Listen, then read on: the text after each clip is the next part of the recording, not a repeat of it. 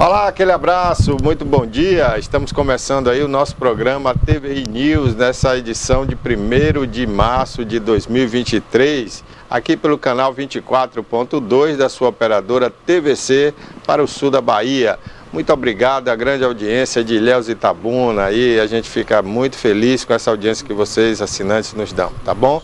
Eu quero agradecer também a você que está nos assistindo através do nosso aplicativo TVI Play Brasil. Na sua loja Android você já pode baixar, milhares de pessoas já estão baixando o nosso aplicativo e a gente fica muito feliz com isso, hein? Estamos também ao vivo nas redes sociais, no Facebook, a nossa página é TVI Oficial. Você pode acessar, assistir o nosso programa ao vivo ou gravado na hora que você quiser, tá certo? Estamos também ao vivo no Facebook, lá a nossa página é TVI Play Live. Compartilhe essa ideia com outras pessoas, vamos expandir essa audiência, tá certo? Eu fico muito grato desde já a todos vocês. Bom, gente, o programa de hoje teve uma falhazinha de áudio na entrada aí, então vou repetir, a gente vai bater um papo aqui especial com Emerson Mozart, né, um músico conhecido aqui de Itabuna, e o Sérgio Sepúlveda, que já esteve aqui outro dia e hoje vem ao lado do Emerson para falar de novidades aqui na grade da programação da TVI. Daqui a pouquinho eles vão bater um papo com a gente, tá bom? Vamos falar também sobre as notícias do nosso dia a dia e os destaques do Jornal à Tarde de hoje. Jornal à Tarde que é nosso parceiro, você acessando o nosso site tviplay.com.br, você tem acesso às principais notícias da Bahia, do Brasil e do mundo, minuto a minuto atualizado através do maior portal de notícia do Norte e Nordeste, que é o Jornal à Tarde, há mais de 50 anos, né, informando a população baiana, nordestina e do Brasil. E para a gente começar a falar aqui da previsão do tempo para Itabuna, que começou hoje com o dia parcialmente nublado, mas depois clareou, ficou aí na casa dos 23 graus, né? Começou quente às 5 da manhã, aí por volta das 9 horas chegaram mais nuvens aí no período e a gente ficou aí até então com a manhã um pouco nublado em algumas áreas da cidade, né? Não há previsão de chuvas, só nuvens no céu, o calor deve permanecer e vamos chegar a 31 graus por volta do meio-dia. Nesse momento aqui no Alto das Comunicações, no bairro de Fátima, bem pertinho do município de Ilhéus, nós temos aí 29 graus, né? Tá um pouquinho quente, mas dá para levar, né? Tá um pouco agradável. Daqui a pouquinho a gente vai dar a previsão do tempo também para outras cidades aqui da nossa região, a região cacaueira da Bahia, né?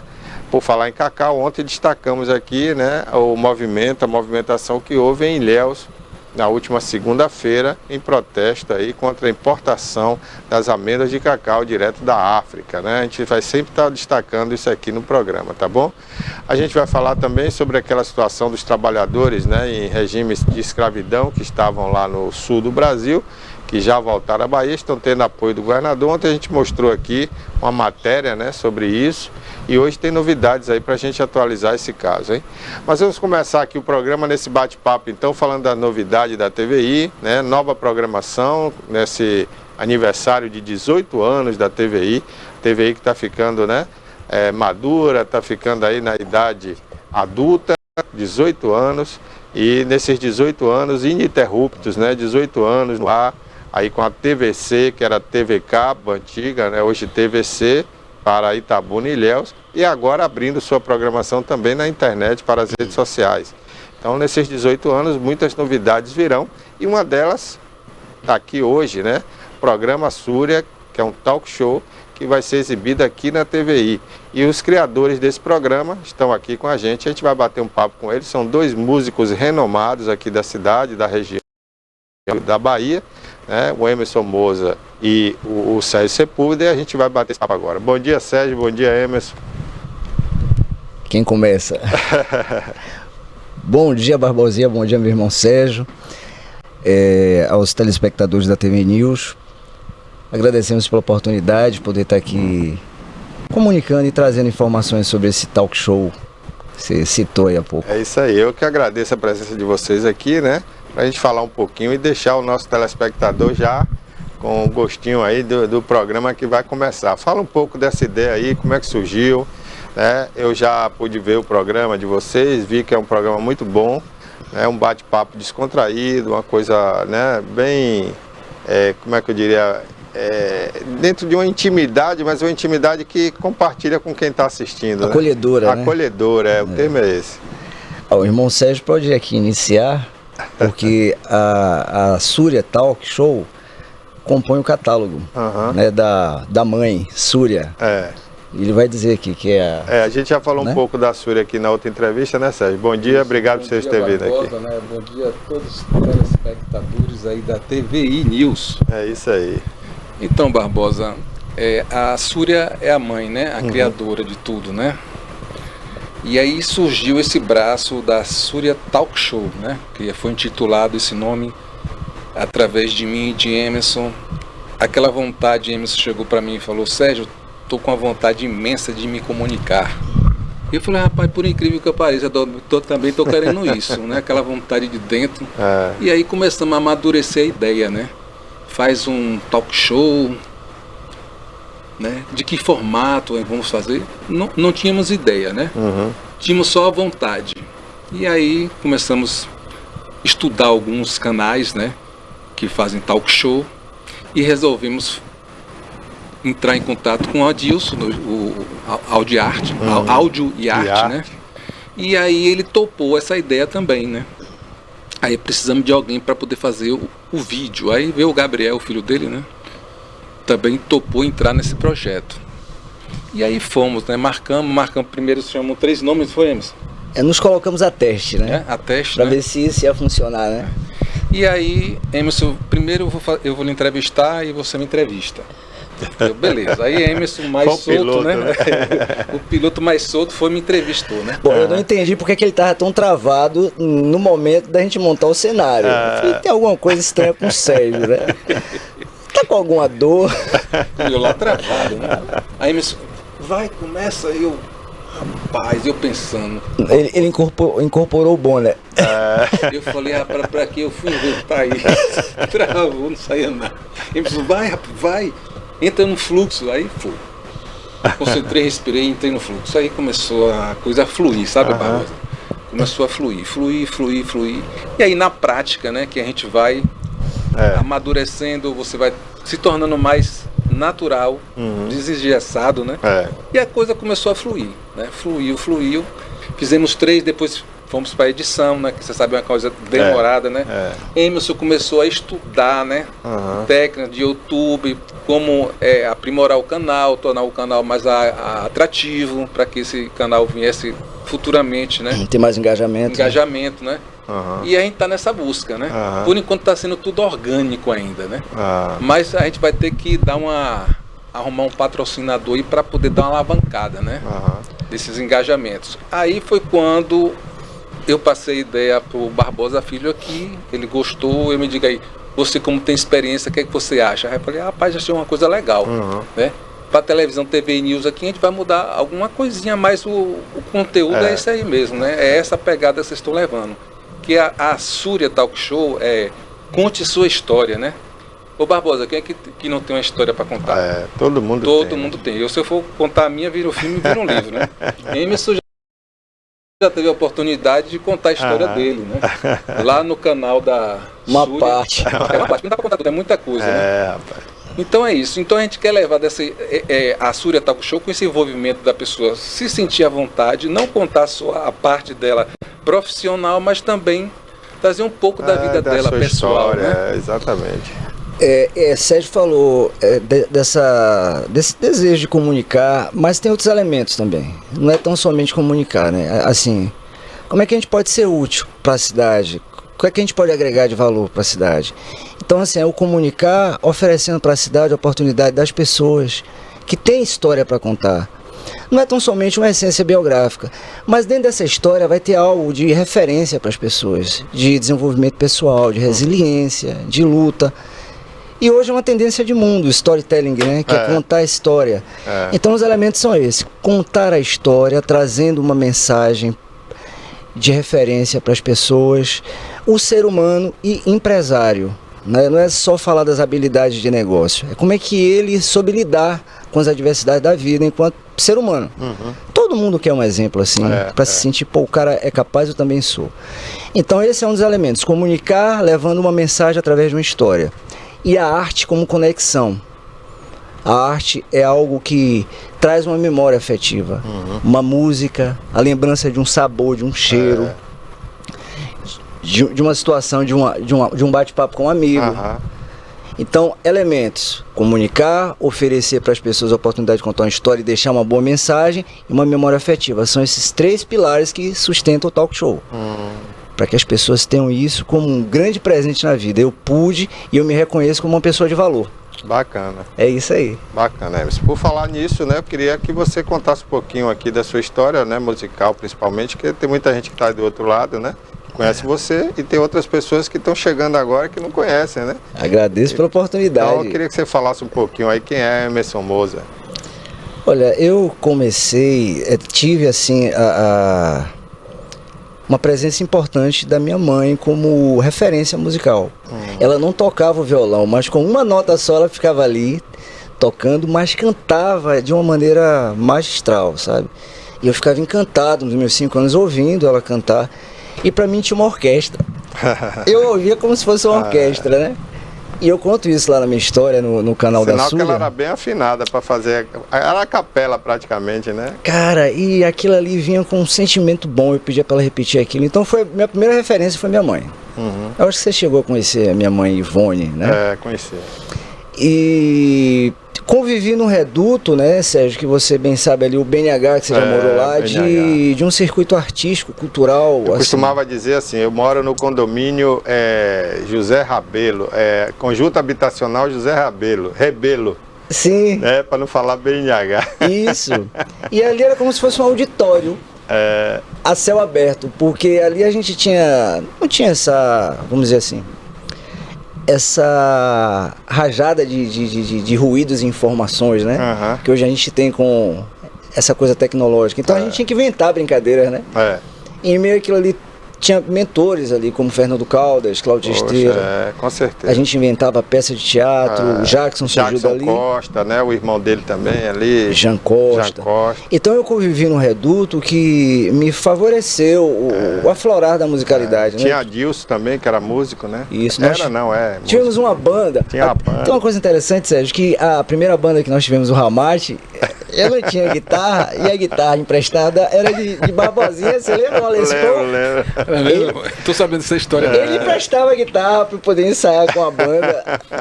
Ó, digo o menino lá para ter cuidado, para não quebrar as cordas. Eu tinha uns 12, 13 anos. É verdade. Então eu cresci naquele movimento muito saudável de arte, de cultura e de espiritualidade. Porque Fernando Caldas foi uma pessoa que nos iniciou naquilo ali, né?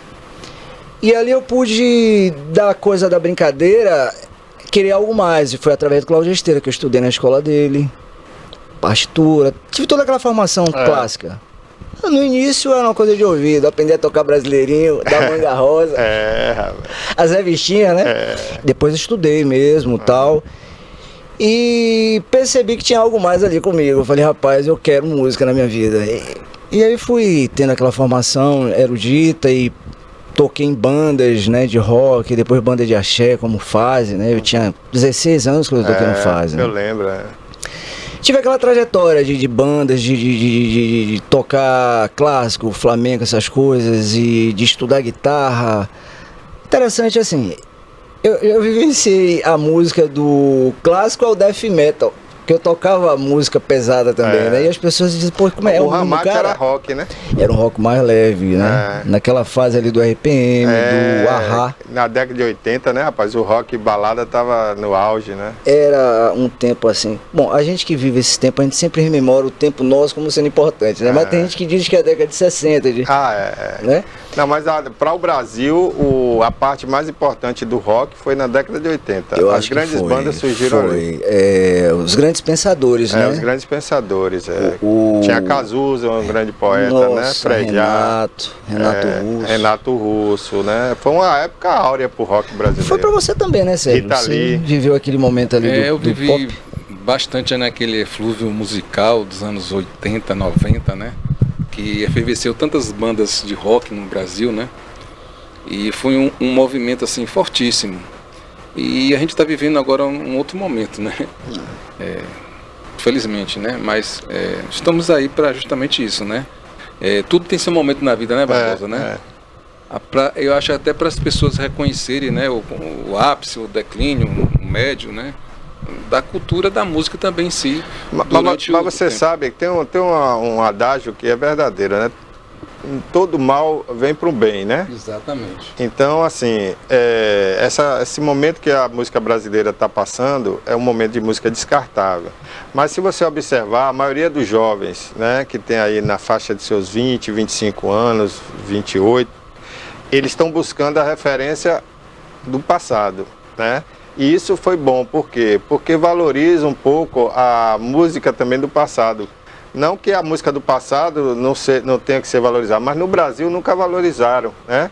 O cantor de alto nível, ele tinha essa queixa. A música, ele tinha que fazer uma música quase todo ano para se manter no sucesso, enquanto em outros países, né, um cantor fazia uma música e ficava décadas nas paradas de sucesso, né? Então aqui no Brasil agora está voltando isso. As pessoas estão buscando essa referência da década de 80, estão ouvindo mais rock, né? Por exemplo, eu tenho um filho de 14 anos que curte uma banda de rock da década de 80. E é ele mesmo, não teve influência minha, entendeu? Então é por aí, né? Barbosa, você falando isso, e me veio aqui viu, Sérgio? Sim. A música, a arte, ela é atemporal, que bom. Porque as pessoas têm essa condição de revisitar. Então, aquele tempo, ele ainda é hoje. É hoje, é. Porque se as pessoas estão visitando, ainda tá vivo. Tá vivo e se mantém no topo ali. E eu fiquei questionando isso também. Hoje a gente tem um outro movimento de comunicação muito mais rápido. E às vezes dá uma impressão a gente que as coisas estão no declínio, culturalmente e artisticamente. Porém, em todas as épocas sempre tiveram músicas com teor, né? Assim, de letra boa. Sempre teve. Mas né? nunca como hoje, né? Hoje tá num nível assim. O nível tá muito baixo. Quase que pornográfico. Mas a gente tem coisas fantásticas. Tem, muita coisa boa. Entendeu? Eu não acho que só fulano, ciclano daquele tempo. Tem muita coisa boa. Você tem que não tá até na mídia, né? Mas está na internet, as pessoas buscam, né? Hoje com aqueles streams de música, né? Você acaba sendo atualizado automaticamente, né? Por exemplo, ontem eu estava acessando ali, já pintou uma música que eu não tinha selecionado na minha playlist, mas já apareceu ali, então isso é bom, né? Quer dizer, para quem tem acesso à internet e coisa de qualidade, né? Ali aparece muita coisa boa. Tem esse ponto, né? Porque uma grande massa, elas talvez não acessa isso. Acessa, Então aí fica recebendo aquilo que vem. Que alguém manda para ela. Que manda, né? Você tem trabalhos como o Forfã, que tem letras fantásticas. O Thiago York, tem letras boas, Daniel Black. Tem muita gente boa. Tem muita gente boa. E tem como referência. Tem muitas mulheres aparecendo aí. Isso, e tem como referência isso que você falou. Aquela arte lá do Djavan, do Caetano. Tem muita regravação com outras interpretações, né? Que você pega uma música lá da década de 80 de Roberto, de Erasmo e regrava, né? O Skank fez muito isso, né? Tem outras bandas aí que regravaram também, com a outra roupagem. Mas como você falou, são obras de arte, obras-primas que nunca vão morrer. Atemporal. E ela é atemporal e as pessoas vão buscando ali. Só para concluir, então, essa parte da biografia, para que as pessoas saibam, então, assim, eu tive aquela fase ali do estudo, da preparação. Na verdade, a gente está sempre estudando. Pude tocar em bandas, ter um momento de tocar em barzinhos, fazer shows, produzir artistas. Os mais variados, que eu entendi que a música é uma expressão, então eu já tinha quebrado aquele paradigma de que a música, esse tipo de música não presta. Músicas são expressões, né? Então eu produzi um tanto de gente. Desde do pagode, do axé, a música mais rebuscada, como os caras do BNH, que nós fizemos um projeto em 2003, que é um world music.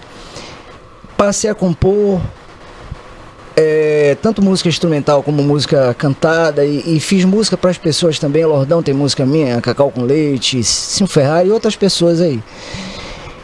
Fiz também jingles, muitos jingles, que era uma maneira de você se virar nos 30 e nos 15. 15 e 30, você tem que fazer sucesso nos 15 segundos e nos 30 segundos. Fui professor também de música. Por que eu estou lhe dizendo isso? Porque as pessoas... Alguns me conhecem numa configuração. Outras em outras. Tem gente que não sabe que aquele cara que tocava em barzinho também é compositor. Também já produziu em estúdio. Inclusive, tem um trabalho que eu tenho assim, uma satisfação, né?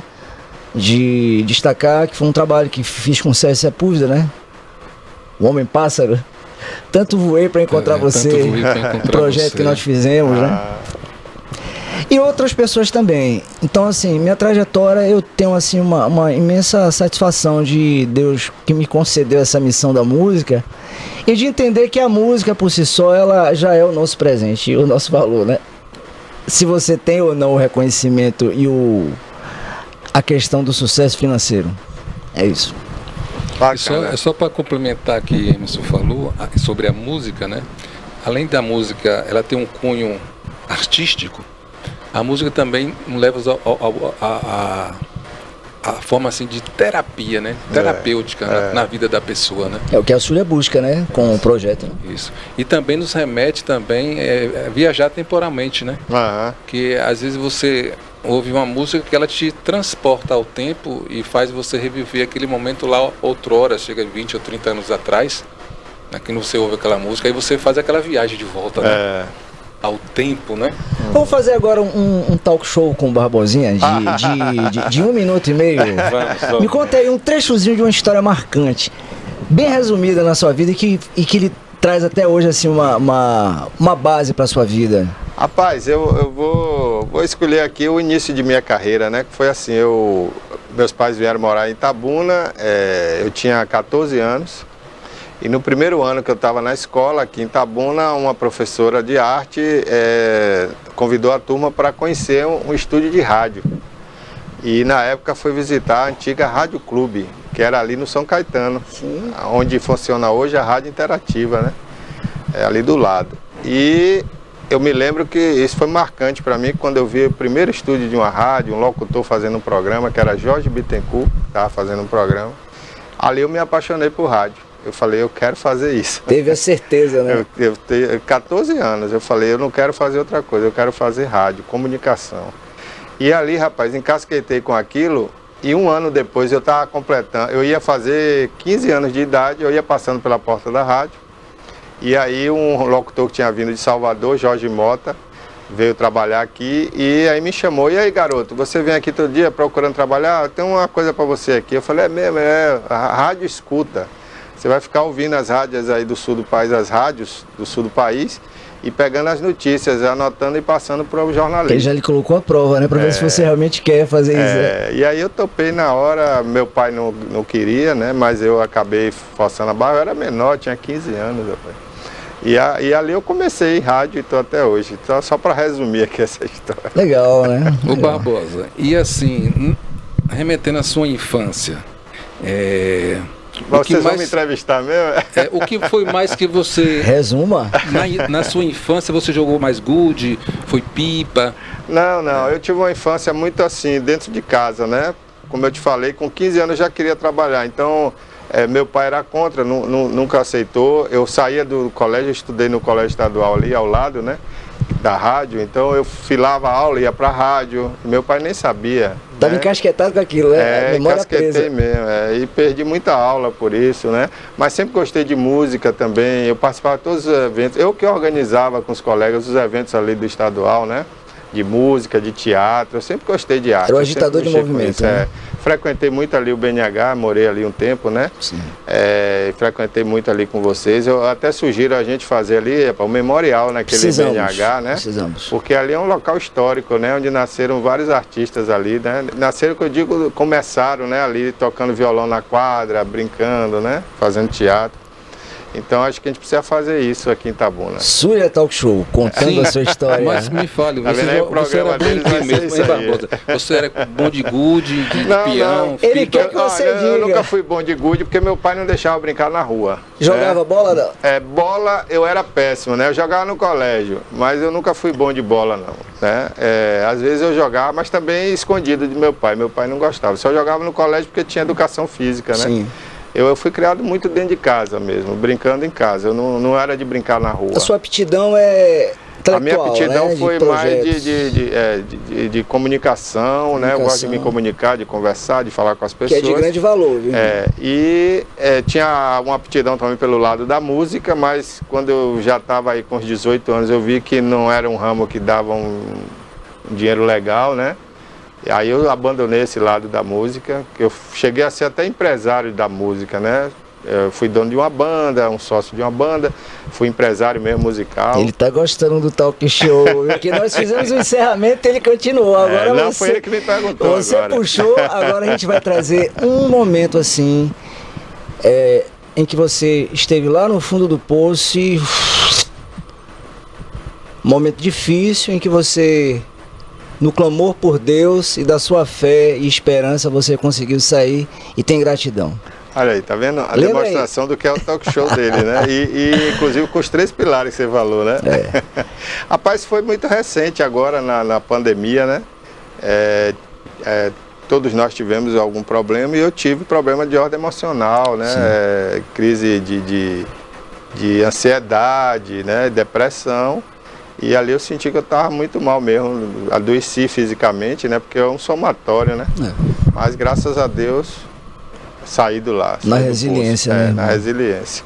E aí vocês colocam a teste e vê que é capaz, né? Todos nós. Rapaz, tá vendo, mas né? todos nós sofremos isso, meu irmão. E com a fé no bendito Deus, Senhor, a gente só sai com a fé em Deus. Né? De outra forma é difícil sair dessa. Mas valeu aí. Grato pela uma oportunidade. demonstração aqui, né? De como é o talk show.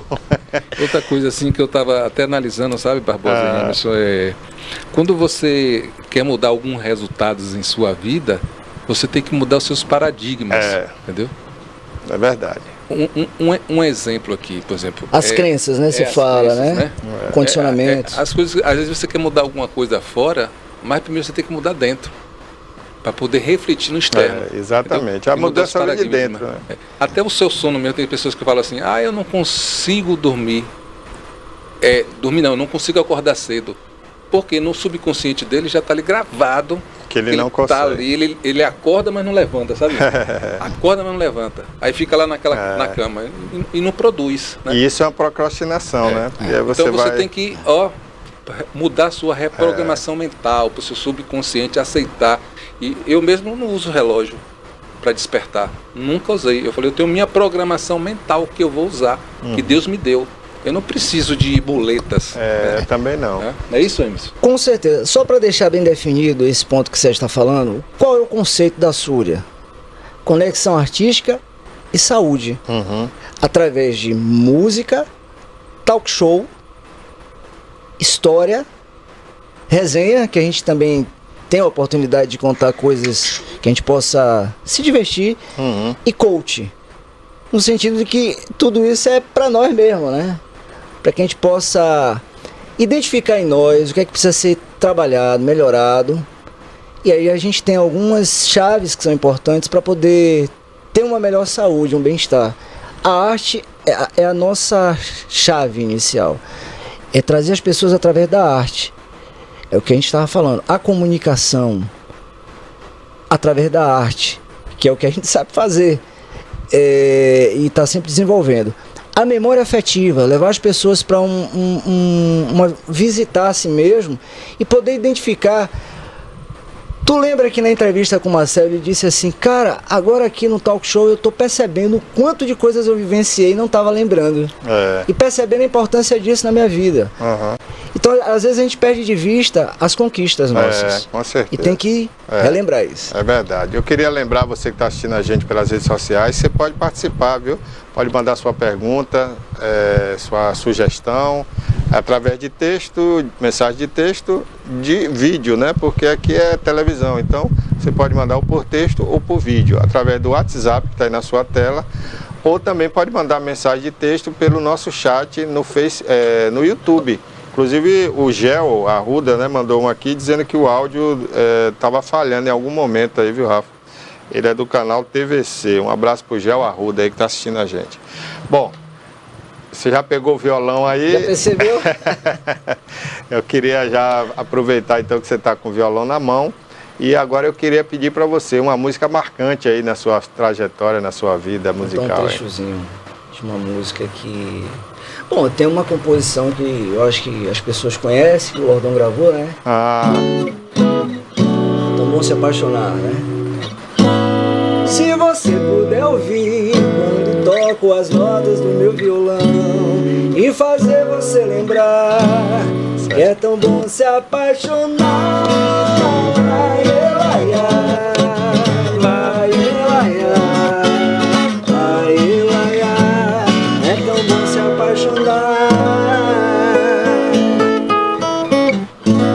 Banda Lordão. Essa composição é sua? Você não sabia.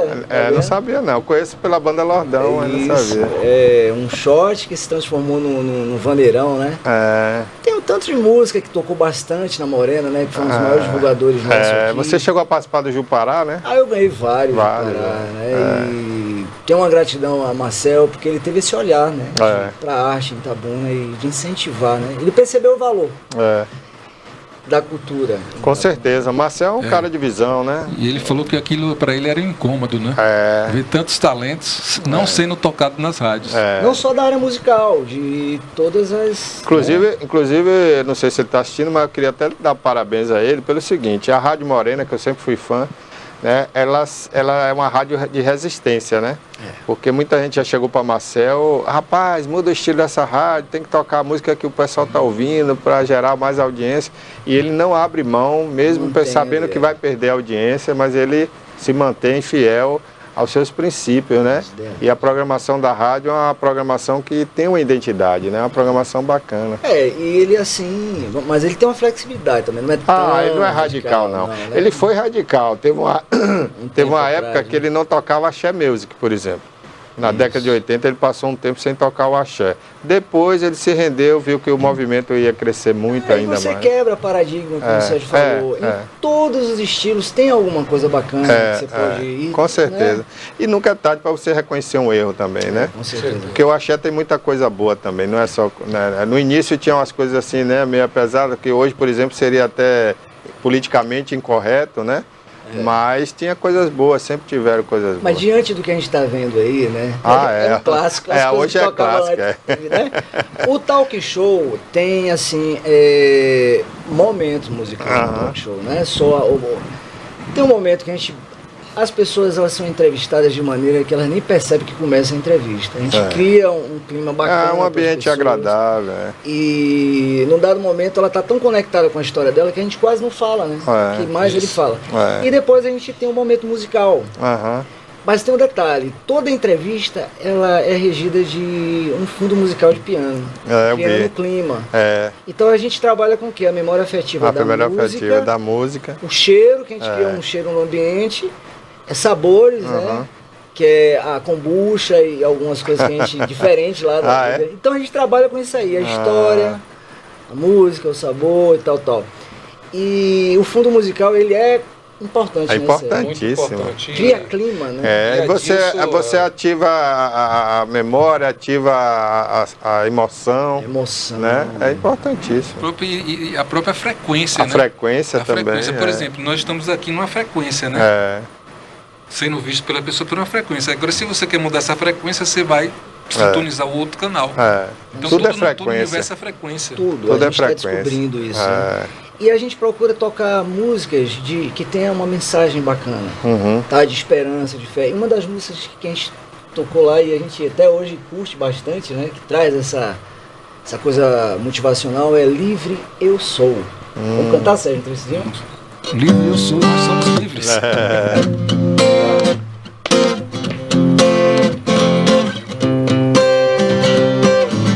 Caminhando sem olhar pra trás, vivo o presente sem me apegar demais.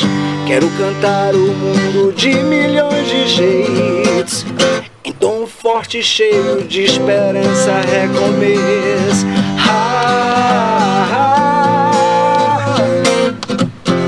Livre eu sou, yeah, yeah, yeah.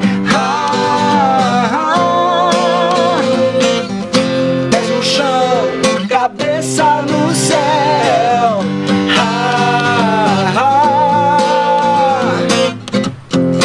Livre eu sou, yeah, yeah, yeah.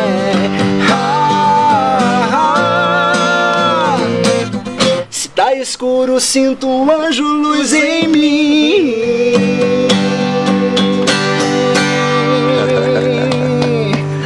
Bacana, rapaz. É muito boa, né? E que é essa música? Essa composição de minha autoria. Beth Ferraz, que é uma jornalista. Fernando Guimarães. Beth Ferraz, né? Beth. Tá morando por aqui, Beth? Não, né? Tá morando fora. E Vanessa de Oliveira. Fernando Guimarães você conhece, né? Fernando. Estúdio com a Dilson, conheço, Fernando, lá do São Caetano. Exatamente. Inclusive é irmão do nosso saudoso Alcindo, que faleceu, né? Conheço o estúdio dele, por sinal, é muito bom, né? Sim, bom, agora eles não estão mais com o estúdio. Dilson é que está com o estúdio Audio Arte, que é onde a gente está produzindo o talk show. Dilson, né? Deixa eu pegar o microfone aqui, né? Pois é, gente, estamos conversando aqui com Emerson Moser, né, e Sérgio Sepúlveda, 2 músicos, né, renomados. Não precisa nem falar muito sobre isso, você está vendo o cartão de visita dele aí, né, essas composições maravilhosas, poderiam estar aí fazendo sucesso em todo o Brasil. Você nunca tentou isso não, essa carreira já fora? Já morei em São Paulo, morei no Rio, já tive na Sony Music. Mas é aquilo que eu te falei, cara, isso durante um tempo gerou em mim assim uma expectativa, uma frustração, mas depois eu percebi que a arte ela não tem nada a ver com a coisa de fazer sucesso, ela já é um presente na vida da gente, mas busquei através de Salvador, São Paulo, Rio, e na Sony Music, quando eu estive por lá, eu tava com um trabalho que não estava muito bem definido, sabe, eu não sabia se eu queria ser o instrumentista, ser o cantor e tal. E aí me foi feita uma proposta. Seja manipulado que a gente lhe produz. Eu não. Você não quis. Eu orgulho. Não, aí eu não quero. Não, você vai lá na frente e rebola, canta uma música engraçada e você tem beleza naquela época lá, né? Falei, rapaz, não quero isso não. Mas poderia ter me utilizado disso para chegar no meu objetivo. Não que tudo tem que ser assim. Não, mas é assim, porque quando eu digo de expandir, né, nacionalmente, não é nem questão do sucesso, mas é que outras pessoas pudessem conhecer o seu trabalho, que é muito bom, né? Essa música que você cantou aí poderia estar sendo cantada por qualquer banda dessa de sucesso, seria sucesso, né? Um skunk da vida. Então, assim, quando a gente fala é nesse sentido.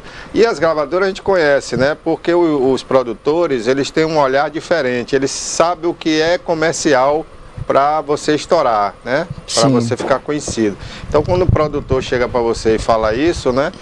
Não deve haver essa resistência a princípio, porque é através disso que você vai chegar. Mas não tinha maturidade, eu era muito novo, eu tinha 26 anos na época, não tinha essa maturidade, não tinha essa compreensão do que aquilo ali poderia me levar. Tive outros momentos também de chegar em algumas pessoas, mas parecia que não ia. Mas aquilo ali não me desmotivava, não fazia com que... Mas temos o canal da Súria, que lá tem também as composições de minha autoria, que as pessoas podem visitar, entendeu? Então, o canal da Súria, você pode chegar através de Súria Talk Show ou Súria Arte Saúde. No YouTube. No YouTube. Lá tem tudo isso. Tem um talk show, tem músicas, composições. Bacana. Mensagens. É um leque de coisas boas para as pessoas. E tem um pequeno short, né, que o Emerson tá produzindo e botando na rede social do Instagram. Né? Que é um atrativo, né? Um atrativozinho para chamar pro canal. E hoje também, naquela época você realmente dependia de uma grande produtora, de uma grande gravadora, né? Eu como empresário, por exemplo, eu já fui na Continental, já fui na Sony, já fui na Som Livre, para buscar espaço para os artistas que eu estava trabalhando, né? Mas hoje você não precisa mais disso, né? É bem diferente o movimento. É bem diferente. Você chega hoje, produz sua música, pega uma editora, bota sua música lá no stream de música e daqui a pouco você está descoberto aí pro mundo inteiro, né? Então, assim, o mecanismo facilitou mudou, né? muito, né? Facilitou isso muito a vida do traz uma motivação para nós, viu, com Barbosinha? certeza. Porque você já não tem aquela dependência de um meio, de um canal para... Antigamente você dependia de um canal de televisão no Brasil, que era a Globo, para poder fazer sucesso, né? Então quem queria fazer sucesso tinha que bater na porta da Globo, tinha que pagar, que muita gente não sabe disso, mas para você tocar uma música lá no Chacrinha, no Faustão, naquela época era um dinheirão. Agora valia a pena, porque você pagava e já saía dali contratado por 10, 15 lugares para você tocar. Mas nem todo mundo também tinha acesso a isso. Poucas pessoas conseguiam, né? É isso, Barbosa, que você acabou de dizer agora, que me lembra do meu saudoso pai, na época que eu iniciei, né? Assim, profissionalmente, minha carreira, ele falou, meu filho, talento você tem. Se você precisava de dinheiro, se seu pai tivesse muito dinheiro, eu ia botar vocês em todas as redes de televisão. E aí você explodia, ganhar dinheiro e ficar famoso. Exatamente, mas felizmente seu pai não tem o poder aquisitivo de jogar lá na mídia. Mas nem Por isso nos estimulou, né? Até Não, tinha. mas era muito, Barbosa. Na época era muito dinheiro. Era 40 mil reais para você fazer uma apresentação. E tinha outra, viu? Você já era avisado quando entrava no camarim, ó, você vai cantar, se a audiência baixar, a gente tira metade da música. Inclusive tem um cantor famoso que ficou muitos anos sem ir no programa de Faustão por conta disso. Não sei se foi Lulu Santos, um cantor desses aí. Teve uma história que foi com o Lulu, que ele ficou muito chateado, que ele foi os caracteres subiram em cima. Não foi nem. Foi os caracteres. Não, interromperam a música dele mesmo porque o Ibope caiu. Porque lá nas redes, né, você tem um monitor como a gente tem aqui e um segundo monitor onde fica ali os números do Ibope, né? Que era o Ibope na época, né? Então quando cai um ponto, significa que 1 milhão de pessoas deixaram de assistir ali naquele momento. Então Lulu Santos estava cantando, caíram 2 pontos, Faustão imediatamente entrou e atropelou ele mesmo. E ele falou que nunca mais ia lá. Tim Maia morreu sem voltar lá, não queria mais lá no programa da Globo, né? E outros cantores aí que ficavam muito chateados com essa história, né? Parece absurdo, mas aconteceu. É verdade, né? é verdade. E até hoje, assim, a televisão, a grande televisão funciona em torno Foi a segunda vez, então, que ocorreu isso com o Lulu, que uma dessas foi do Caracteres, né? Que ele falou que nunca mais ia voltar, que era falta de respeito, né? O cara tá cantando e os caracteres subindo. Amigo Barbosinha, eu lhe peço a oportunidade de deixar bem claro para as pessoas entenderem qual é o objetivo da Súria. A Súria Direitos Musicais e Produções Artísticas compõe o catálogo da mãe, que é a Súria Marketing, Evento e Turismo, né? Beto Júnior, Sérgio Sepúlveda são as pessoas que movimentam a Súria mãe, que é Marketing, Evento e Turismo. E a extensão é a Súria Direitos Musicais e Produções, que então ela já é uma editora, no caso, né? Ela é uma editora também e produtora artística. E na sua grade compõe o talk show, música, coach, resenha e histórias. O objetivo da Súria, conversando com o Sérgio, é oferecer à cidade um presente, retribuir aquilo que a gente já recebeu através do talk show, que é uma oportunidade das pessoas, porque tem muita gente que quer fazer isso, mas não sabe com quem, onde, como. De contar a sua história, de comunicar, e a gente acolhe as pessoas e cria um clima propício.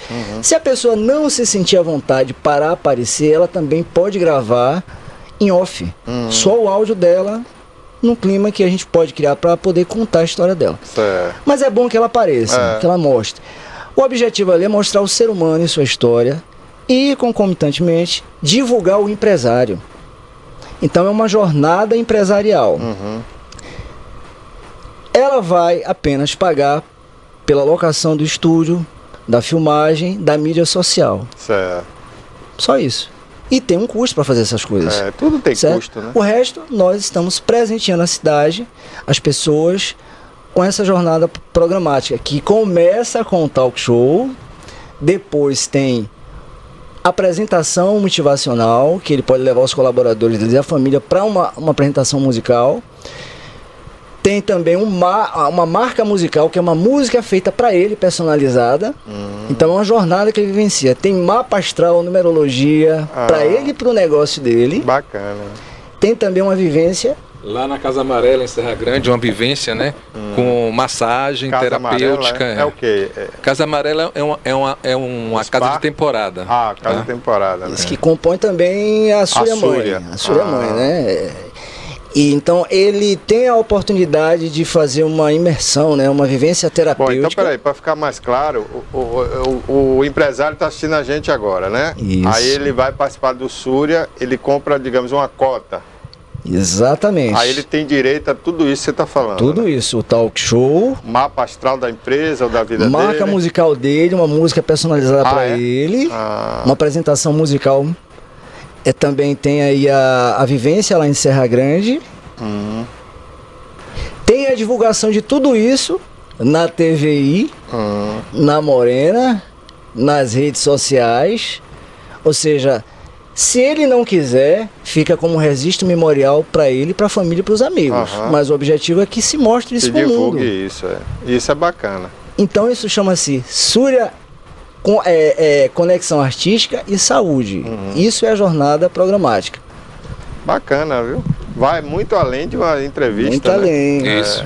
Isso é muito bom, a ideia é sensacional, a ideia nova, né? Eu acredito que no final dessa jornada alguma coisa vai causar de transformação na vida da pessoa, né? Com certeza. Inclusive a gente chegou até para o Marcelo Leal, falei, Marcelo Leal, o que você acha disso? Ele, rapaz, o que acho eu não sei, só sei que vocês estão fazendo uma coisa diferente, entendeu? Diferente de tudo que eu já vi. Né? E o importante é isso, ter um diferencial em tudo, né? Que Com você certeza. faz. Porque é o diferencial que vai atrair a clientes, né? O cliente vai gostar disso aí, porque ele nunca viu isso antes, né? E a gente próprio ficava se cobrando, será que isso é uma viagem nossa? A gente se colocou Mas a é uma teste. viagem, mas toda ideia é uma viagem, só que É imaginação, né? Tudo é imaginação, né? Qualquer ideia que você vê passou por uma viagem, é uma imaginação, é um sonho, né? Mas isso Virou não é mais realidade. embrionário porque a gente colocou na prática. Já está na prática, E já né? tivemos 3 talk shows gravados com pessoas que a gente percebeu. E essas pessoas passaram já por todas essas experiências? Ainda não, mas algumas etapas disso. Então elas já provaram disso, perceberam o valor disso. E elas só perceberam isso lá.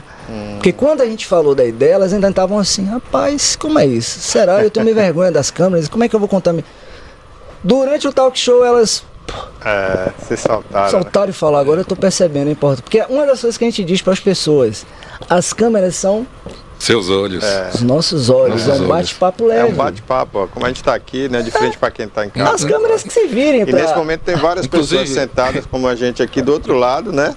E estão lá de alguma forma interagindo com a gente. Inclusive vocês podem mandar mensagem. Inclusive, viu, Barbosa, o próprio Luiz, né, da Buriti, ele falou, rapaz, eu não tenho história para contar não, rapaz. Ele achava que não tinha história. Eu tenho vergonha de aparecer nas câmeras. De repente, quando a gente tá lá finalizando o talk show, já quase 1h10 Ele queria minutos. fazer um outro talk show. Eu falei, rapaz, eu preciso contar mais coisa, não deu tempo não. Eu falei, oxe, você não tinha história nenhuma agora. Então vou fazer o 2, o segundo programa, né? Dois logo. É natural, as pessoas natural, elas ficam né? envolvidas, porque ela percebe que não precisa estar armada, que tem que ser artista para contar. Todo mundo tem história para contar, meu amigo. E essas situações, elas acontecem de maneiras inusitadas. Às vezes eu tô caminhando na beira-rio, uma pessoa encosta, a gente começa a conversar, ela começa a contar uma história dela. Eu chego em casa assim, nossa, cara, como essa história dela é interessante. E a gente tem uma... somos interligados, né? Não, e você vê que hoje isso virou uma moda, né? Virou uma rotina nos meios de comunicação. É contar a história, né? Porque há uma coisa assim no ser humano, né? Que aguça a imaginação dele quando ele ouve a história de outra pessoa, né? Isso. Você vê isso até na vizinhança, ali nos bairros mais populares. O vizinho quer saber a vida do outro, o que está acontecendo. E é por aí, né? É um marketing publicitário. A gente utiliza isso como marketing publicitário. A gente não chega assim dizendo que o intuito é esse. E nem dizendo que o intuito é uma arte terapêutica. As pessoas elas vão sentir que é isso. Elas vão sentir, vão se identificar ali com a situação. Não é, Sérgio? Bacana, viu? É uma coisa assim que é só sentindo, né? Porque muitas vezes a gente fala uma coisa, mas quando você sente é outra, né? É diferente. O sentir é diferente de tudo. Me lembrou até uma música que eu cantei uma vez num show de Pingo Grapiúna. O nome da música é Sentir. Pingo agora está em Portugal, Sentir. Então essa música criou raízes, assim, do você sentir. Como é que é essa música aí? Canta aí um pedaço. Rapaz, eu estou meio esquecido assim da letra. Ele só tem a memória afetiva, mas não tem a construção da música. Legal. Mas é uma música bem bacana. Mas o objetivo da Súria é isso, é trabalhar o sentimento das pessoas. É isso que é a Súria Talk Show, trabalhar o sentimento das pessoas. E o que é que isso pode... Porque às vezes as pessoas têm uma maneira muito racional de ver as coisas, ainda mais empresário. O que eu vou ganhar com isso? Ou então a resistência, né? Por que eu vou fazer isso? Pra quê? Pra quê? Né? O intuito não é o empresário, o negócio dele, é o ser humano. É o ser humano. Pra nós, o ser humano vale mais do que dinheiro. É isso que importa na Súria. Com certeza. Trazer o valor do ser. Inclusive a Súria Mãe também, né? Que hoje é o grupo Súria, né? Que tem vários parceiros já. Então o que eu conversava sempre com o Beto Júnior, e ele também, como ele era recíproco também nessas mesmas questões, que ele tinha vontade, e eu também, dentro da Súria Mãe, que seria o quê? Mudar a vida dessas pessoas, né? Que a gente tinha um comprometimento de ajudar as pessoas, ajudar a cidade, entendeu? Ajudar as pessoas a se desenvolver. Então, tudo isso criou uma simbiose assim entre mim e Beto Júnior, que também nasceu a Súria Mãe. Aí depois Súria Direitos Musicais e Produções Artísticas confluindo com o mesmo ideal, né, de servir as pessoas. O ideal sempre foi o mesmo, né? Não mudou. Então eu acho isso dando que se recebe. Que tá fazendo a coisa fluir e acontecer, né? E quando você tem um propósito digno, né, de ajudar as pessoas, que você não está pensando no seu umbigo, aí o universo começa a convergir. Então as coisas começam a acontecer. As coisas acontecem, naturalmente. Tanto aconteceram que a gente está aqui agora, Barbosa, bater esse papo. Entendeu? Eu nunca pensei de estar aqui nesse momento com você, e a gente até está fazendo um talk show aqui, né? Também. Isso nunca passou pela minha cabeça. Então hoje já se torna palpável. E o objetivo é trazer resultados para TV News, TVI News. Tudo isso resvala aqui, com certeza. Estamos integrados, né, no objetivo. Bacana. Exatamente. O projeto é muito bom, muito bonito, né? E vindo por parte de vocês dois, são dois artistas Grapiúna, né? Da terra. Grato, meu amigo. Isso é bacana demais. Sim, senhor. Mas por falar em artista, a gente não pode perder essa oportunidade. Você está aqui, Sérgio também está aqui, eu quero que vocês cantem mais aqui no programa. Música? Vamos lá fazer. O programa hoje é especial, né? A gente falar não só do talk show, mas do talento de vocês também, porque não é todo dia que vocês estão aqui, né? Então a gente tem que explorar um pouquinho esse talento e mostrar para quem está em casa, né? Para quem está assistindo a gente agora, um pouco desse talento aí. Você já mostrou duas canções aí. Tem uma composição que eu fiz com o Sérgio, que é bem bacana, né?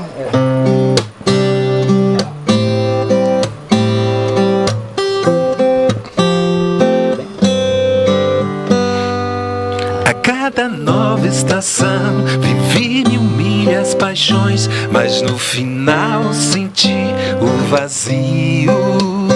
Faltava te conhecer pra entender que o tempo nos uniu pra escrever nossa história.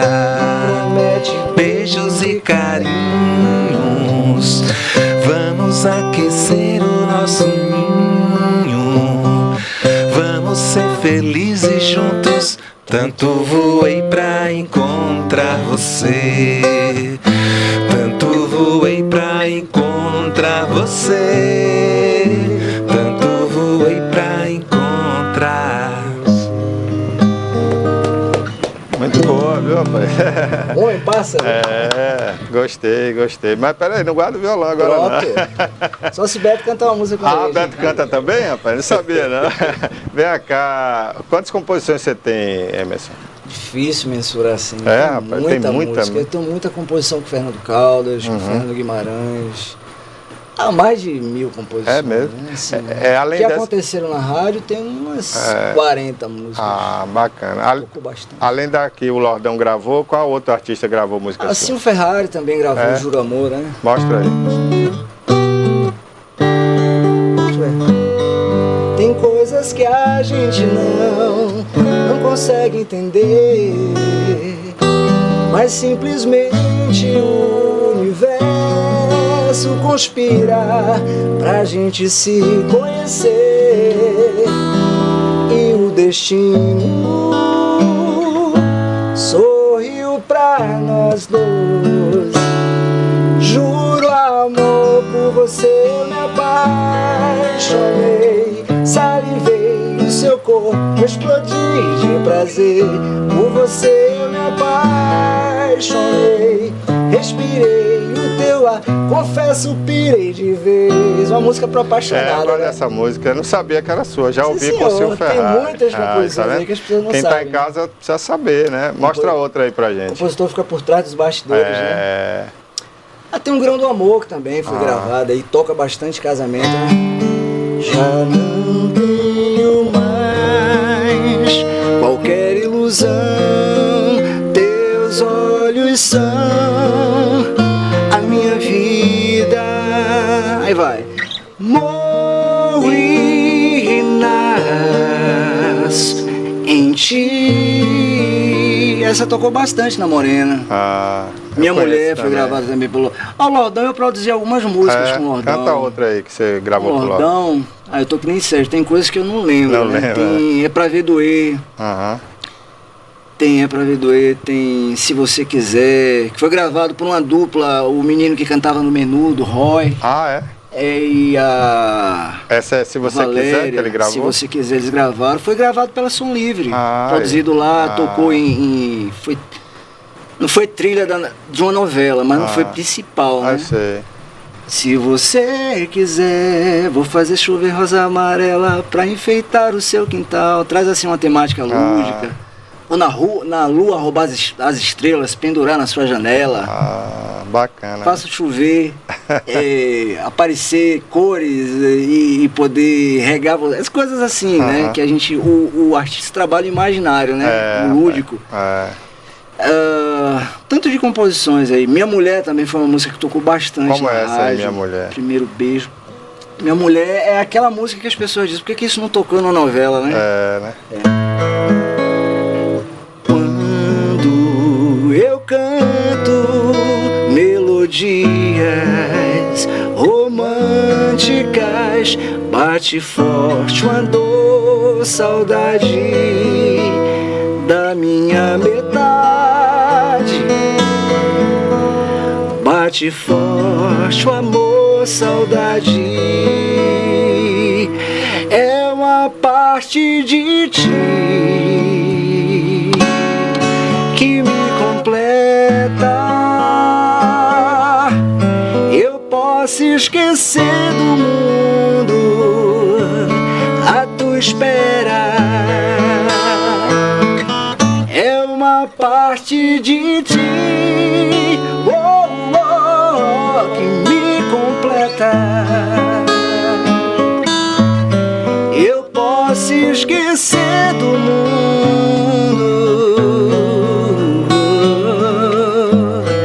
à tua espera. Eita, menino de talento, Quem gravou essa música foi a Claudinha Leite, mas não gravou. Rapaz, Só ficou no ar, eu vou gravar, mas não gravou. Mas é porque depende às vezes do produtor, né? Agora que é lida é música muito bonita, viu? Olha aí, que às vezes não, agora, nesse momento, tem muita gente assistindo a gente, né? Que fala, rapaz, eu não sabia que Itabuna tinha um talento desse, né? Inclusive o senhor, né? Que não sabia dessas músicas. Não, eu conheço as músicas, não sabia que você... Que era a pessoa, né? Que você que fez, né? Porque infelizmente as músicas a gente ouve, né? E não aparece em alguns meios, não aparece o compositor, né? Só aparece o intérprete. E a gente acaba achando que é aquela música de quem cantou, e não é, né? E assim, eu tenho uma gratidão e reconhecimento também. O irmão ali, ele sabe bem do que eu vou falar. De Roberto ele foi José, uma das pessoas, né, que me auxiliou bastante na FIC, que eu pude gravar um projeto através da FIC. Eu soube que a gestão dele foi muito boa, né? Muito boa, Roberto. Parabéns, eu agradeço mais uma vez. E foi o disco Dance Soul Rock, que saiu pela FIC. Assim, foi na gestão de Ritinha, mas teve a sequência com ele, que foi um outro projeto instrumental. Ritinha que você fala foi na época de Ubaldo. Isso. Foi excelente. Mas a sequência, dela, quando ele também esteve, né, na presidência, eu pude realizar um projeto instrumental, né? As 7.000 caras de Moza. Então, assim, eu tenho essa gratidão. Por isso que o objetivo da Súria, claro que nós, enquanto representantes, é retribuir a cidade. Tudo aquilo que a gente puder através do talk show.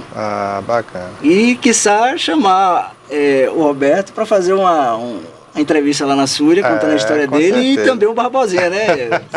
Já está aqui na lista. Eu já fui entrevistado hoje aqui. Foi só uma palha, né? E você se sentiu muito bem, que eu percebi. É bom, né? A oportunidade de falar um pouco da gente. Concluímos o programa e você queria falar mais. Tá vendo? É sinal que dá certo isso, né? Isso aí. Bom, gente, a gente está conversando aqui com o Sérgio Sepúlveda, Emerson Moser, né? 2 talentos aqui regionais, né? Eu diria talentos brasileiros, né? Essa coisa de regionalismo não existe, né? Eles são brasileiros, então são talentos do Brasil e é uma pena que ainda muita gente precisa conhecer, né? Muita gente precisa conhecer e agora através da internet, a rede mundial de computadores, muita gente vai ter essa oportunidade, né? E aqui mas é também, bom que né? vocês sempre mostrem esses talentos que vocês têm, né? Porque às vezes só num papo e tal e não sai, né? Por isso que eu fiz questão de falar, não, fica com o violão aí, porque a gente vai pedir sempre para... porque é importante, né? Principalmente, Emerson, para a nova geração, né? As pessoas novas de Itabuna precisam saber o que é que Itabuna tem de bom, né? Porque só ouve falar de coisas ruins no noticiário, né? Violência, a cidade mais violenta, não sei o quê, isso, é aquilo, é corrupção. Então a gente precisa ouvir sempre coisas boas também. O que é que Tabuna tem de bom, né? Mudar a frequência, né? O mundo está passando por grandes transformações. Aqui no programa né? mesmo... E nós somos transformadores também. Né? Aqui no programa eu tenho dito que eu sou um pouco resistente, né? Eu poderia ter aqui um repórter policial e estar dando notícia de crime para gerar audiência, mas se eu depender disso para ter uma grande audiência, eu prefiro ficar com uma audiência qualificada, mas não falar muito de violência, só em casos extremos, né? Porque a gente tem que mudar essa frequência realmente, né? Com certeza. A autoestima das pessoas depende do formador de opinião. E nós somos formadores de opinião, né? Então, formadores e transformadores. Né? Esse é o nosso papel, né? Nós temos como objetivo, não é tão somente para as pessoas, mas a começar em mim, né? Eu preciso ser essa usina exatamente, que alimenta o quê? Então eu tenho que ter bons pensamentos, ter uma prática positiva de vida para que eu possa ser exemplo.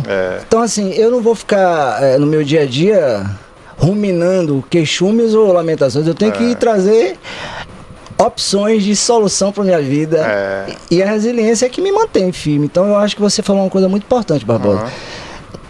Na condição de formador de opinião e de publicitário, a gente tem que ter muito cuidado com o teor, com o conteúdo. Exatamente. Nós somos como incenso, né? A gente emana o que a gente é. Então não adianta também hipocrisia, nem falar da boca para fora, né? Se você não tem essa essência, você não consegue passar credibilidade, você não consegue passar essa verdade. Inclusive, né? Barbosa, eu tenho um tio que o nosso amigo Juba, né? Ele falou pra mim que ele, quando você citou assim, de queixumes, né? Aí o Juba chegou pra mim, rapaz, tava ali conversando com seu tio, mas seu tio é um muro das lamentações. Então esse tipo de gente assim, né? Afasta, porque quando meu tio chega, todo mundo corre.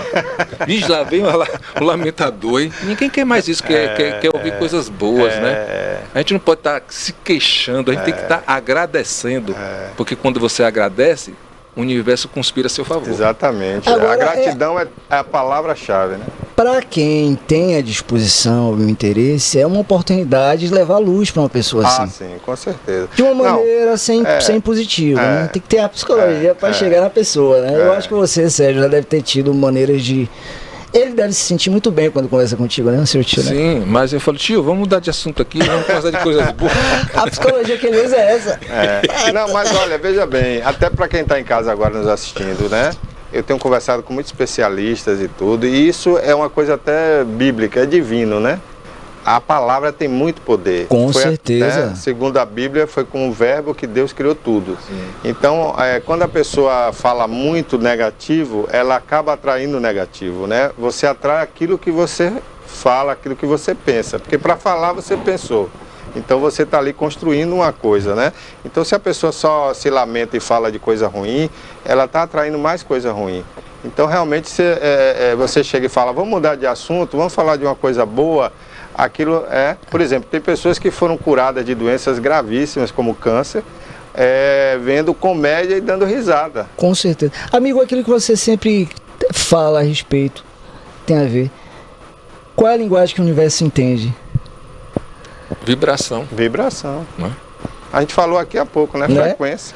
E quando você falou a palavra, o verbo, a palavra fecha e abre portas. E abre portas, exatamente. Então a gente, através da nossa religião, né, que a gente faz parte da União do Vegetal, a gente percebe o valor e o cuidado que a gente tem que ter com a palavra. Que é como uma flecha mesmo. Por falar nisso, a gente está já encerrando a entrevista, mas eu quero depois convidar alguém dessa religião para a gente falar um pouco disso aqui, né? Porque a gente ouve falar muito, mas muita gente não conhece, né? Saber um pouco o que é isso, como funciona. O DV, a União do Vegetal, é um centro espírita beneficente, né? Beneficente, centro, beneficente, porque é para nós mesmo, né? Centro espírita beneficente, União do Vegetal. A União do Vegetal. Tem todo um simbolismo nas palavras. Porque o ser humano é como um vegetal, é isso? A nossa essência, né? Natureza divina, e o vegetal é a junção de duas plantas, que é uma planta sagrada que favorece essa conexão com o alto. Tá. O vegetal, né? União, uma união, né? Todos. Né? O centro, onde a gente tem que estar centrado para estar nessa conexão. E a beneficência trabalha o autoespiritismo. o auto-espiritismo, né, o mergulho em si. Porque não é lá fora que a gente precisa vencer, é assim mesmo. Exatamente. Fala aí, meu amigo. Esse guerra homem começa dentro de você. Ele tem muito conhecimento disso. Não, eu quero marcar um programa aqui pra gente falar só sobre isso, né? E trazer um líder espiritual de você. Com lá certeza. pra gente falar. Tem mais propriedade vamos marcar. Pronto. Agora, pra gente encerrar, então, né? Vamos falar um pouco aqui do programa. A estreia tá prevista para quando? Quando é que vocês vão estrear aqui na TVI com o Talk Show? Olha, já está acontecendo. Nas redes sociais a gente já está fazendo um trabalho de divulgação. E temos o canal, né? Já estreamos o Talk Show com o Marcel, né? A gente tem assim como temática do Talk Show de cada entrevistado é quem é esse sol? Porque Surya significa sol. No dialeto sânscrito é sol. E a gente chama de o sol da prosperidade. Então Surya Talk Show contando a sua história. Marcel Leal foi o primeiro, participou do Talk Show. Quem é esse sol? Onde ele conta a história dele. Depois tivemos a Tamara Bonfim, que inclusive teve aqui. Foi. Que é que eu vi no seu programa. E aí convidei ela aqui para... da Gêmeos, né? Astrologia, numerologia. E vamos estrear em abril com o Luiz Ribeiro da Buriti. Né? E estamos aí formatando para trazer aqui para TV News. Pronto, né? Beleza, bacana. Aí Sérgio que vai dizer aí como é que vai ser as coisas com o Barbosinha e o Beto. É isso aí. Então, Barbosa já fez o cunho crítico dele, né? Teve um cunho crítico? Eu quero saber qual foi. Gostou ou não gostou? Não, porque gostei, às vezes o formato tá ótimo, né? Como ele falou assim, não tá, a pegada tá legal. Elaborar agora, coisas, né? para que a gente vai... Não, porque televisão, né? Por mais que a gente já desengessou a televisão, né? Que o formato TV vinha muito engessado antigamente, né? Aqui você vê que a gente tá aqui batendo um papo sem muita formalização, então já houve essa desconstrução, né? Mas a gente está querendo se aproximar ainda mais da internet. Mas ainda tem algumas regrinhas de câmera e tal, que diferentemente de um canal no YouTube, né? Você lá às vezes tem uma câmera só ou duas, mas aqui existe uma outra mecânica. Então é só esses detalhes, mas o programa em si, o conteúdo, eu já tive a oportunidade de falar para a Sérgio, gostamos, né? Tanto que estamos trazendo para aqui. E esperamos que vocês estreiam o mais rápido possível, né? Para que o público também da TV possa assistir. A gente vai sentar, né? De que forma a gente vai estruturar tudo e mais rápido para hoje já começa. Pode ser uma extensão do Talk Show, pode ser um podcast, né? Exatamente. Pode ser um resumo daquilo lá. Daquilo lá. Entendi. Beleza. Quero agradecer mais uma vez a presença de vocês, né? E deixar já o convite aqui, Hermes, para um dia você voltar aqui só para a gente interpretar aí as músicas de você, trazer mais um intérprete aí, trazer até o trazer a configuração de músico, né? E vir só para falar de sua carreira mesmo aqui, a gente cantar aí umas 10 músicas aí. Sim, senhor. Barbosa, eu agradeço imensamente pela oportunidade de poder ter sido muito bem recebido aqui por você, sua equipe, Beto e todos, de poder trazer o conceito do que é a Surya, né? E dizer que a gente... Ávido é uma palavra que a gente deve traduzir para as pessoas entenderem. A gente está assim, muito afim de poder realizar cada vez mais esse talk show e mostrar para as pessoas a importância que é a questão da comunicação, da memória afetiva e de reconhecer em si o valor. Todos nós temos valor. Todos nós temos valor. Gratidão por essa oportunidade, amigo. Com certeza. Obrigado. Eu também sou grato, viu, Barbosa? Muito grato por esse momento, entendeu? Uhum. E por essa oportunidade também de a gente ser parceiro. A Surya é parceira hoje da TVI Itabuna. E sempre essas portas abertas aqui da TVI News para a gente sempre estar aqui mostrando o nosso trabalho, mostrando o nosso valor, nosso talento, né?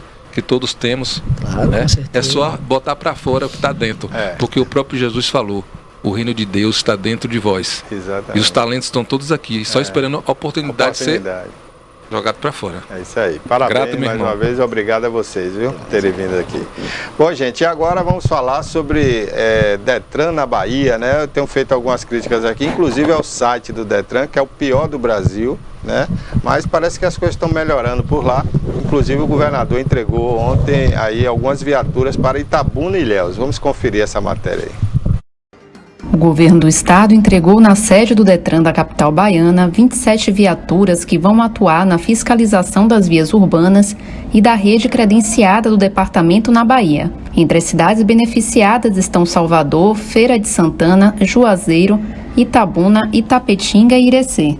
Recebendo essas viaturas aqui, que com certeza será um instrumento a mais para o nosso trabalho, que abrange uma região muito extensa, nossa Ciretran, uma Ciretran de grande porte, e com certeza necessita de instrumentos, e esse é um dos principais. Esses veículos irão ajudar em todo o suporte logístico para as pequenas Ciretrans e Retrans, e também para a questão das blitz, né?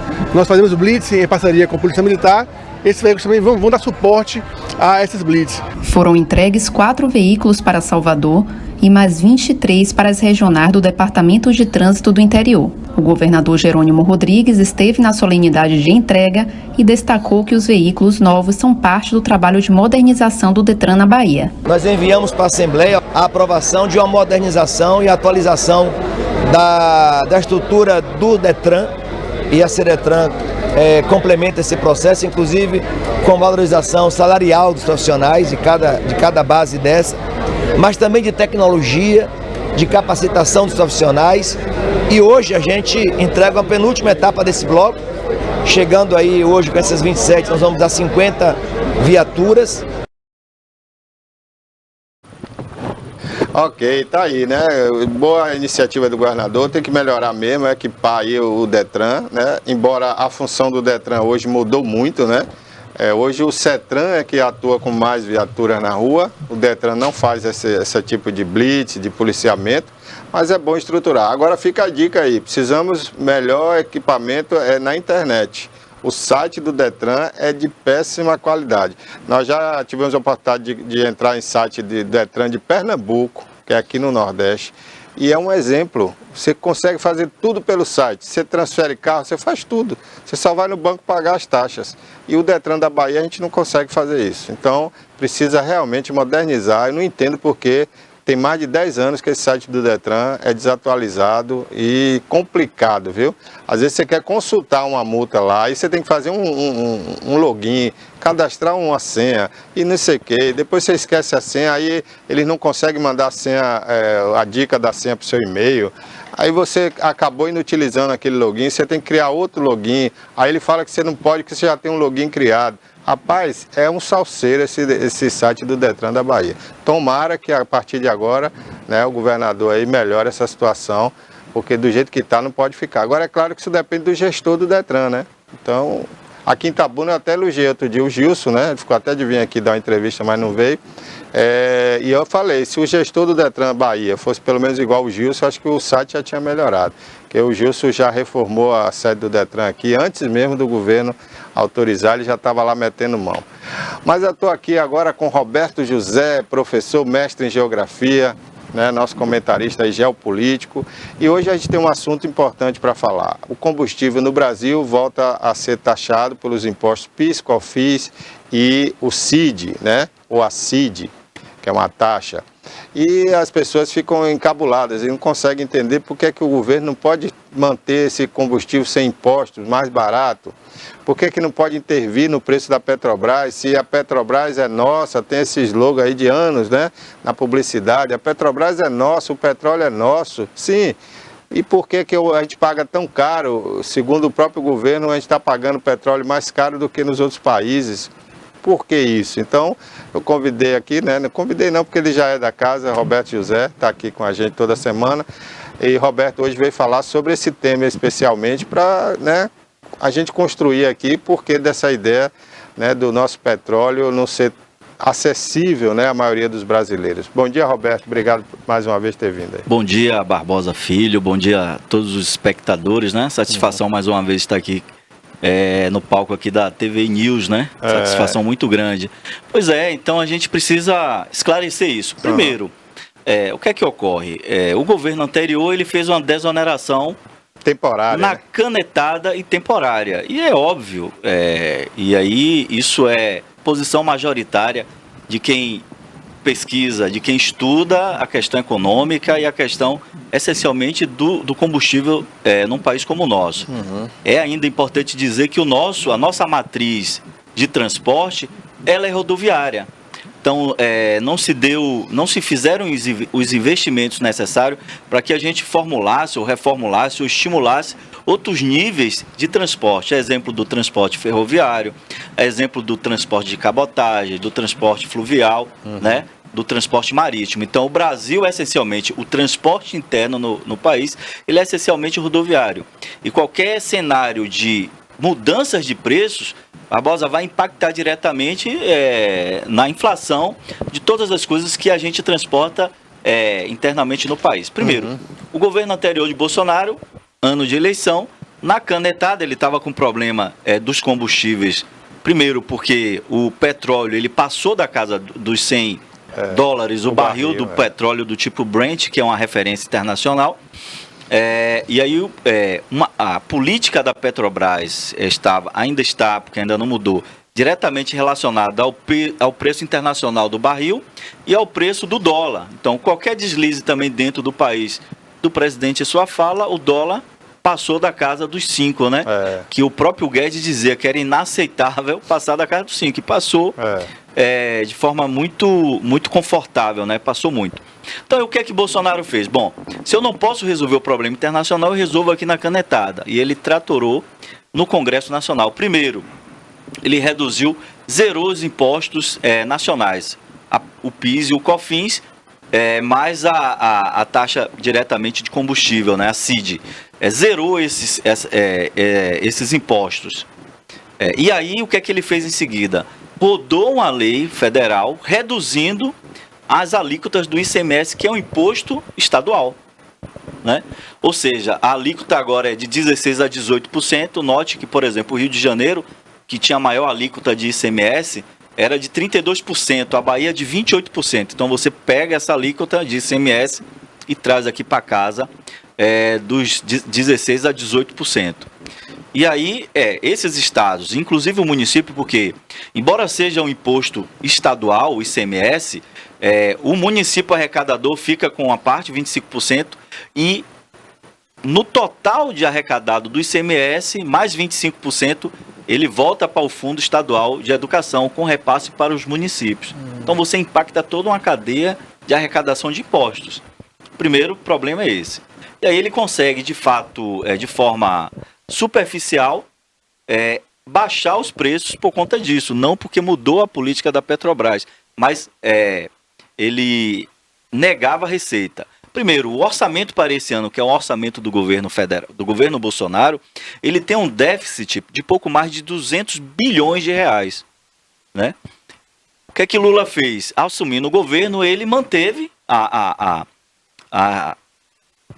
os impostos como estavam, zerados, com a perspectiva agora de aumento em 2 estágios. Primeiro, esse retorno de cobrança do PIS/COFINS é um retorno programado.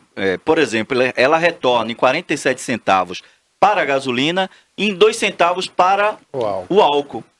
Para diesel, gás de cozinha e querosene de aviação, por enquanto não. O gás de cozinha, o querosene de aviação, a gente volta a cobrar daqui a 4 meses. O diesel ainda não, porque como o diesel, e aí é aquela coisa da economia, Barbosa, demanda e oferta. Ora, a minha oferta continua a mesma, mas eu estou sendo mais demandado para o óleo diesel. Por isso que o óleo diesel aumentou tanto no cenário internacional.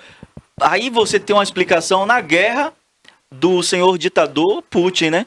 Putin, quando resolve invadir um território que não é dele, na Ucrânia, ele mexe com toda essa cadeia de produção. Porque a Europa, majoritariamente, recebe o gás russo, da Gazprom, e a Rússia é um dos grandes produtores internacionais de petróleo, né? Do que a gente chama de hidrocarbonetos, né? E aí impacta diretamente. A Europa, que é um grande centro consumidor, ela precisa substituir esse gás que estava chegando via Rússia. E ela substitui por quem? São as termoelétricas, que majoritariamente ela é abastecida por quê? Pelo óleo diesel. Que seria pelo gás, mas como o gás sofreu uma sanção, né, as sanções econômicas, então, quando a demanda de diesel aumenta no mundo, você tem um aumento exponencial dos preços do diesel.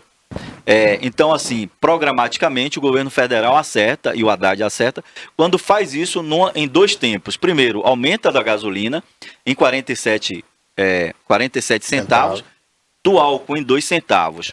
E aí, como a Petrobras, ela é quem majoritariamente controla o preço no Brasil, e por que majoritariamente que eu quero chamar a atenção dos senhores que estão nos ouvindo, que o governo anterior, o governo Bolsonaro, vendeu 2 refinarias, a RLAM aqui na Bahia e a refinaria do Maranhão. Essas 2 refinarias, elas atendem necessariamente a dinâmica internacional do preço de combustível. A Petrobras, ela controla as outras, que são as refinarias da Petrobras, mas essas 2 refinarias ela não controla, e aí dentro do que foi acordado, dentro dos contratos, das regras contratuais, essas 2 refinarias atendem ao preço internacional das commodities, mas o preço internacional é do dólar. Por isso que aqui na Bahia o combustível é mais caro que no resto do Brasil, né? Meu amigo, você que está nos ouvindo, o monopólio, Barbosa, ele não é aceitável, mas a gente tem a chamada estratégia de Estado. Ora, eu não posso deixar de ter um monopólio estatal para ter um monopólio privado. Ora, se eu só tenho uma refinaria na Bahia, que atende a Bahia, Sergipe, Alagoas, isso tornou-se um monopólio do grupo Mumbala, que é a Arcelém. E aí, antes mesmo de lá aumentar alguma coisa, eles já aumentam aqui porque é uma regra contratual.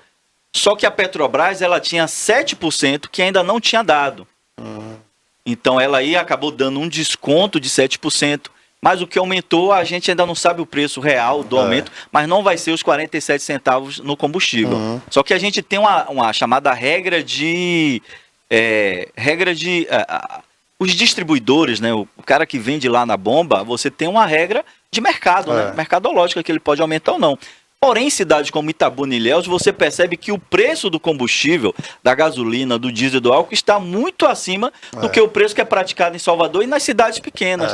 E não se justifica porque aqui em Itabuna a gente tem uma distribuidora, né? O combustível vem via duto, né? E as pessoas pegam aqui e distribuem para as cidades circunvizinhas. Não justifica, por exemplo, a cidade como a Teolândia ter a gasolina mais barata que Itabuna. Teolândia vai pegar aqui ou vai pegar em Jequié?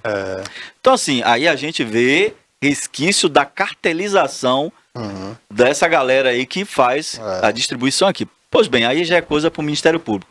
Mas só explicando que, primeiro, a reoneração, ou seja, os impostos retornam em 2 tempos. Inicialmente, 47 centavos para a gasolina, não aumenta para diesel, não aumenta agora para o gás de cozinha, nem para querosene de aviação. Querosene de aviação e o gás de cozinha aumentará daqui a 4 meses, né? Agora a Petrobras, Barbosa, ela vai seguir uma nova dinâmica por conta dos a nova presidência vem sendo montada, né? O novo presidente já assumiu e uma nova diretoria começa a assumir. E aí a perspectiva, e aí conhecendo do governo Lula, como nós conhecemos, que é um governo que tem traços keynesianos, e aí quem não sabe, vamos dar uma lida um pouco em John Maynard Keynes, que é um grande economista que defende a presença do Estado necessariamente nas áreas prioritárias, né? O Estado do bem-estar social, né? Essas políticas, por exemplo, você falou da fome da fala de Lula, né? Vocês já vão falar um pouco. E só antecipando um pouco aqui. O Brasil hoje tem 36 milhões de pessoas, segundo dados do IBGE. Quem quiser brigar, vá brigar com o IBGE, monta um instituto de pesquisa e briga lá. Dados do IBGE, 36 milhões de pessoas em situação grave. De pobreza. Nós temos 56% da população brasileira com problemas em manter uma das suas refeições no dia, que a gente chama de leve, média ou grave. Grave é 36 milhões. Então a gente tem um problema sério da fome. O Brasil passou a entrar no mapa da fome, que é da FAO, né? Um organismo das Nações Unidas, exatamente no governo Bolsonaro, que negligenciou uma parte, ou assim, majoritariamente essa política da promoção social. Não vou nem falar da assistência social. Então, conhecendo como a gente conhece, que é um governo de perfil keynesiano, e aí eu não estou só falando do governo Lula. Quando a gente vai estudar o plano de Joe Biden dos Estados Unidos, um democrata, o plano de Joe Biden tem em seu DNA John Maynard Keynes, que é exatamente isso. Políticas, Barbosa, estratégicas de Estado, a gente precisa ter o Estado presente. Porque se você não coloca mecanismos de fiscalização, eles começam, inclusive, a maquiar dados contábeis para poder arrecadar mais nas ações que colocam. Vide problemas com as americanas, né? Ou seja, se o Estado não está para fiscalizar essa parte, como é que essa galera tá? Como é que essa turma Eu estou falando galera aqui porque eu estava falando nesse instante ali com uma turma jovem, aí você precisa adequar a linguagem, né? Como é que essa galera está fazendo sua parte contábil? Como é que está essa parte? Porque, sim, é uma empresa de responsabilidade limitada ou não, ela coloca ações no mercado, e quando você coloca ações no mercado, você tem toda uma responsabilidade, e o governo precisa fiscalizar, porque senão os caras começam a maquiar a coisa para continuar tendo ações altas, e daqui a pouco você tem um rombo. Como aconteceu com a LX, né? Com a LX, com as americanas aqui e com a Enron nos Estados Unidos. Daí os Estados Unidos modificaram toda a sua política. Para quem se lembra, em 2008 nós tivemos a crise do subprime nos Estados Unidos. Os caras começaram a emprestar dinheiro. O sujeito tinha uma hipoteca numa casa, ele fazia a hipoteca da hipoteca, da hipoteca, da hipoteca. Ou seja, eu empresto dinheiro a um subprime, um cara que tem um nome sujo, só que eu empresto sobre um risco com juros estratosféricos. Então, assim, em cima da ganância, se tornou uma coisa desenfreada, o Estado perdeu o controle disso, mas a bomba estourou no colo de quem? Do Estado. Então, foi na época do Obama, né? Do Barack Obama. O governo teve que colocar mais de $1 trilhão para recompor, porque se não fizesse, o prejuízo seria muito maior para os Estados Unidos, e os Estados Unidos com certeza entrariam em um processo de crise muito grande. E por que os Estados Unidos têm condições de fazer isso? Porque quem financia os Estados Unidos é o mundo. Antes da Segunda Guerra Mundial, em 45, quando os Estados Unidos propõem o plano Marshall para reinvestir, né, fazer investimento na Europa, que foi destruída pela Segunda Guerra Mundial, ele diz assim, opa, vamos fazer, eu vou emprestar, tem dólar aqui à vontade, mas agora a gente vai mudar a coisa. Ora, para um país como o nosso, imprimir dinheiro, dólar, ou imprimir real, eu tenho que ter uma base, um lastro econômico. E antes da Guerra de 45, do final da Segunda Guerra Mundial, esse lastro, Barbosa, era em ouro. A gente tinha que ter aquele montante de dinheiro impresso em ouro. Hoje o lastro é em dólar. Você precisa ter em dólar. Então, quem financia os Estados Unidos é todo mundo. Hoje o maior financiador dos títulos ao governo americano são os chineses, é o Estado chinês. Então, se você tem todo um contexto internacional, e isso de uma forma ou de outra reverbera. E aí, voltando para a questão dos combustíveis aqui no Brasil, essa reoneração, ela faz-se necessário porque nós temos um déficit no orçamento deste ano de mais de 200 bilhões de reais. E isso, inclusive, já vinha previsto desde a pandemia, né? Esse déficit, né? Não, isso, porque aí se precisou, de fato, fazer investimentos nessa proporção. E aí os títulos de tesouro, né, do Brasil, você lança no mercado internacional, e assim como os Estados Unidos fazem, o Brasil também faz. Só que o sujeito, óbvio, o mercado internacional prefere investir no título do Tesouro norte-americano do que no título de Tesouro brasileiro. E a gente também, o cidadão comum, pessoa física, você vai lá no seu banco, tem lá, no seu aplicativo, você pode comprar títulos de Tesouro americano, colocar o seu dinheirinho ali num fundo de títulos, e você tem um juro maior um pouco do que, por exemplo, se você colocar na poupança. Então, tudo isso financia o Estado. Mas é óbvio que esse déficit é muito grande, então o Brasil precisa reonerar. A gente precisa de uma nova... Desculpe interromper, isso vai trazer uma renda de 30 bilhões quase, né? Brasil. Isso aí. A reoneração como está hoje, que é uma reoneração em 2 tempos, ela vai trazer cerca, no ano, 30 bilhões de reais para o Brasil. Ou seja, eu diminuo um pouco mais o fosso da dívida pública, né? Do déficit no nosso orçamento. Mas é óbvio que daí a proposta, eu estava ouvindo ontem a entrevista do ministro de Economia, o Haddad, Fernando Haddad, que para tirar o Brasil desse fosso, é preciso agora uma reforma tributária. E aí eu te pergunto, Barbosa, quem são os nossos representantes lá em Brasília, os nossos deputados e senadores? Eles representam efetivamente a quem? Os próprios interesses ou o interesse da população de uma forma geral? Por quê? Pergunta você que está em casa. E passou de forma muito tranquila, afogada, a reforma da Previdência, a reforma tributária, porque lidou diretamente com os direitos de quem? Do trabalhador. Quando eu começo a mexer no bolso dessa turma que manda no Brasil, que sempre mandou, dessa elite, aí eles põem o freio. Pergunta por que, embora prevista na Constituição de 1988, está lá imposto sobre grandes fortunas. Ainda não foi regulamentado em uma lei. e deverá vir, se vier, na reforma tributária. Então a reforma tributária, ela vem exatamente para cobrir esse fosso, para tornar mais justa a forma como se cobra. Barbosa, o sujeito que é rico, e ele tem várias empresas, vários bens, ele pega toda essa riqueza e coloca em uma coisa chamada holding familiar. Ou seja, ele, pessoa física, recebendo dividendos, no mínimo é 27,5%. É por isso que a gente vê no Brasil uma coisa chamada pejotização, que é muito melhor você administrar seus bens pela pessoa jurídica, uma PJ, empresa, do que você, pessoa física. Porque os médicos, e aí quem é médico está me assistindo vai concordar com isso, preferem colocar o seu serviço como pessoa jurídica do que como pessoa física. Como pessoa física, você tem lá logo 27,5% de imposto de renda. Morde diretamente lá no seu contra-cheque. Como pessoa jurídica é diferente. Como pessoa jurídica, você tem as alíquotas. Como pessoa jurídica, você compra carro mais barato do que você, pessoa física. Então, assim, o Brasil, embora alguns não saibam disso, é um verdadeiro paraíso fiscal para os ricos.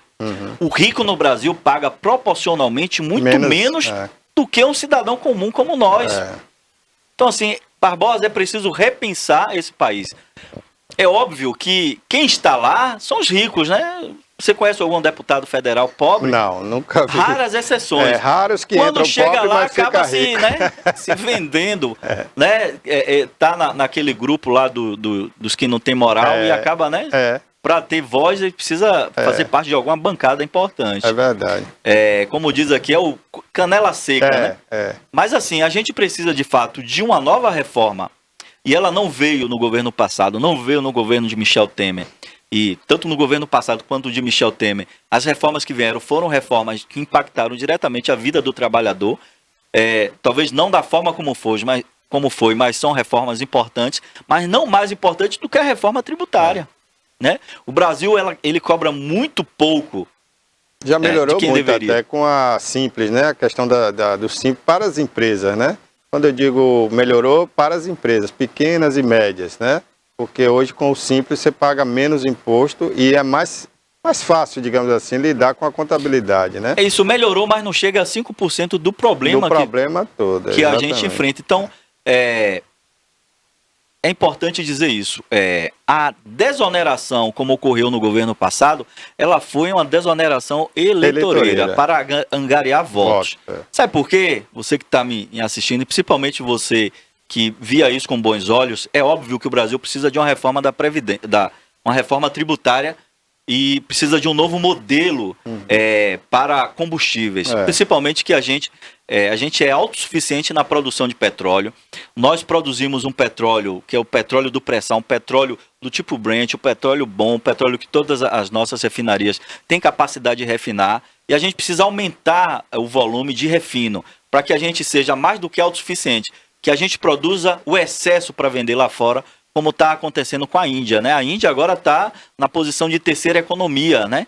Tem ali uma variação, hora cai um pouco a quarta, mas ela está, por conta disso, ela está vendendo muito combustível, porque recepciona da Rússia e consegue refinar. Então, assim, o Brasil precisa repensar a sua política de combustível, principalmente no que diz a respeito dos preços. Nós somos uma nação autossuficiente, a gente precisa refinar mais e, assim, vender para a gente, ao invés de ter um monopólio estatal, ter um monopólio privado, não é o modelo. A gente precisa estimular, talvez não construir mais, mas a gente ampliar o que já tem. Por exemplo, complexo da Copérgia. Se o projeto de expansão do complexo da Copérgia, como as refinarias do Ceará e de Pernambuco tivessem continuado, né, desde o governo Michel Temer, a gente seria autossuficiente. Inclusive, Pernambuco teria uma grande, né? Exatamente, que na verdade, a ampliação, do que a gente tem lá, né, em Pernambuco. Então, assim, a gente dá um passo para trás quando vende a RLAM e quando vende a refinaria do Maranhão. É óbvio que eles fizeram investimento, mas demitiram muitos trabalhadores e estão linkados diretamente ao mercado internacional. Então, um espirro que o mercado internacional dá, aqui já aumenta. Então, só para você ter uma ideia, o combustível mais caro do Brasil é na Bahia, 27% do que se vende no resto do Brasil. Fora os cartéis que existem, por exemplo, na região Itabuna e Ilhéus e em outros lugares, que essa turma se une para ter um preço acima do que se pratica na média em um estado que já tem um combustível mais caro do Brasil. Né? Infelizmente. E muitos botam a culpa no ICMS da Bahia, dizendo que o ICMS em cima do combustível da Bahia é o mais caro, mas não é mais, não né? A questão é a refinaria. O ICMS mais caro para combustível era o do Rio de Janeiro, 32%, que agora está 18%. É 18% na Bahia. Tudo, né? Você tem um valor único para o Brasil inteiro, e foi uma mudança até bem-vinda, né? Porque você unifica, tudo bem. É óbvio que você tem umas especificidades. O Rio de Janeiro tem uma especificidade que a Bahia tem, que Pernambuco tem, que São Paulo tem.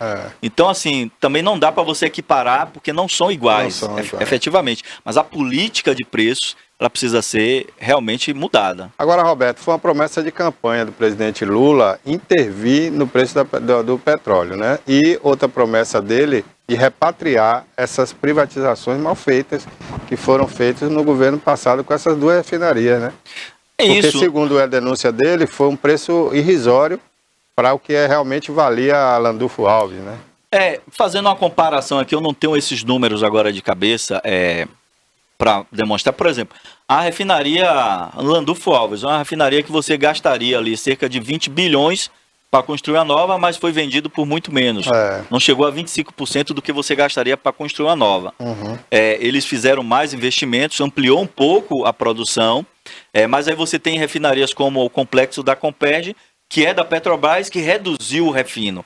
Para favorecer o quê? A importação de óleo combustível dos Estados Unidos e de querosene dos Estados Unidos para impactar diretamente. Então, assim, por que a gente diz que o preço não vai sofrer um impacto tão grande? Primeiro que a Petrobras, ela tinha essa gordura de amortecimento que ainda não tinha repassado, de 7%, e mais que você não impacta, porque o diesel não vai aumentar. E não aumentando o diesel, o transporte ele é rodoviário. Né? Então não vai impactar diretamente o gás de cozinha, e nem, por exemplo, o transporte de álcool e de combustível para todo o país. Então, você tem um reequilíbrio.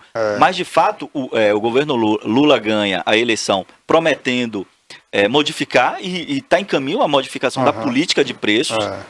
Porque, por exemplo, Barbosa justifica eu ter passado 50 bilhões de lucro para acionistas, como fez o governo Bolsonaro nos 2 últimos anos, ao invés de fazer reinvestimento de uma empresa estatal. Então, assim, não justifica. Então, o que é que ele fez na prática? Bom, o lucro da Petrobras é para os acionistas. Ao invés de eu tirar do lucro, ele está tirando do Estado, que são as pessoas que precisam dessa política. Exatamente. Retornando em termos de assistência social, promoção social, em termos de educação, sabe? De segurança pública, que o Brasil precisa repensar o modelo. A gente sempre tem discutido isso aqui. E não se faz segurança pública, não se faz saúde, não se faz educação sem dinheiro, sem recurso. Então, assim, ao invés desse peso cair sobre as costas desse monopólio do combustível, caiu sobre as costas dos outros setores que não tem nada a ver, para favorecer o lucro de quem? Desses acionistas. Então, eu sou defensor de que, de fato, reveja essa estatização, que a gente amplie a produção para a gente ser autossuficiente, porque temos petróleo o suficiente para tal, e que a gente possa rever esse modelo. Olha, se eu tenho um custo nacional, Barbosa, o custo é nacional. O petróleo é nacional. Eu pago o trabalhador, não é em dólar. É um custo nacional. Tudo bem que é uma commodity. Você tem o preço internacional. Mas você tem os subsídios. Os Estados Unidos têm subsídio. E lá o combustível não é em litro, é em galão. Em galão, que são 5 litros. São 5 litros. Então, assim, é diferente. Você tem subsídio. E por que os Estados Unidos podem ter subsídio? Porque ele tem petróleo suficiente para tal. E aí você tem um custo nacional de produzir. Então a gente precisa repensar. Esse é um modelo que vai ser revisto, é óbvio. Foi promessa do governo Lula. E aí ele vai mediar essas coisas, né? O que é que atende ao mercado internacional? O que é que eu preciso em termos para captar recursos internacionais para investimento em toda essa indústria dos hidrocarbonetos no Brasil, tanto na parte de prospecção, novos poços e de novas jazidas, como essa parte que a gente chama de petróleo de alta profundidade, que é o petróleo do pré-sal, né? Como na parte do petróleo continental, né? Por exemplo, a bacia do Amazonas, ela tem uma infinitude de bacias ali no Amazonas, né? É preciso você fazer prospecção, tanto na parte de gás, quanto na parte de óleo, combustível, né?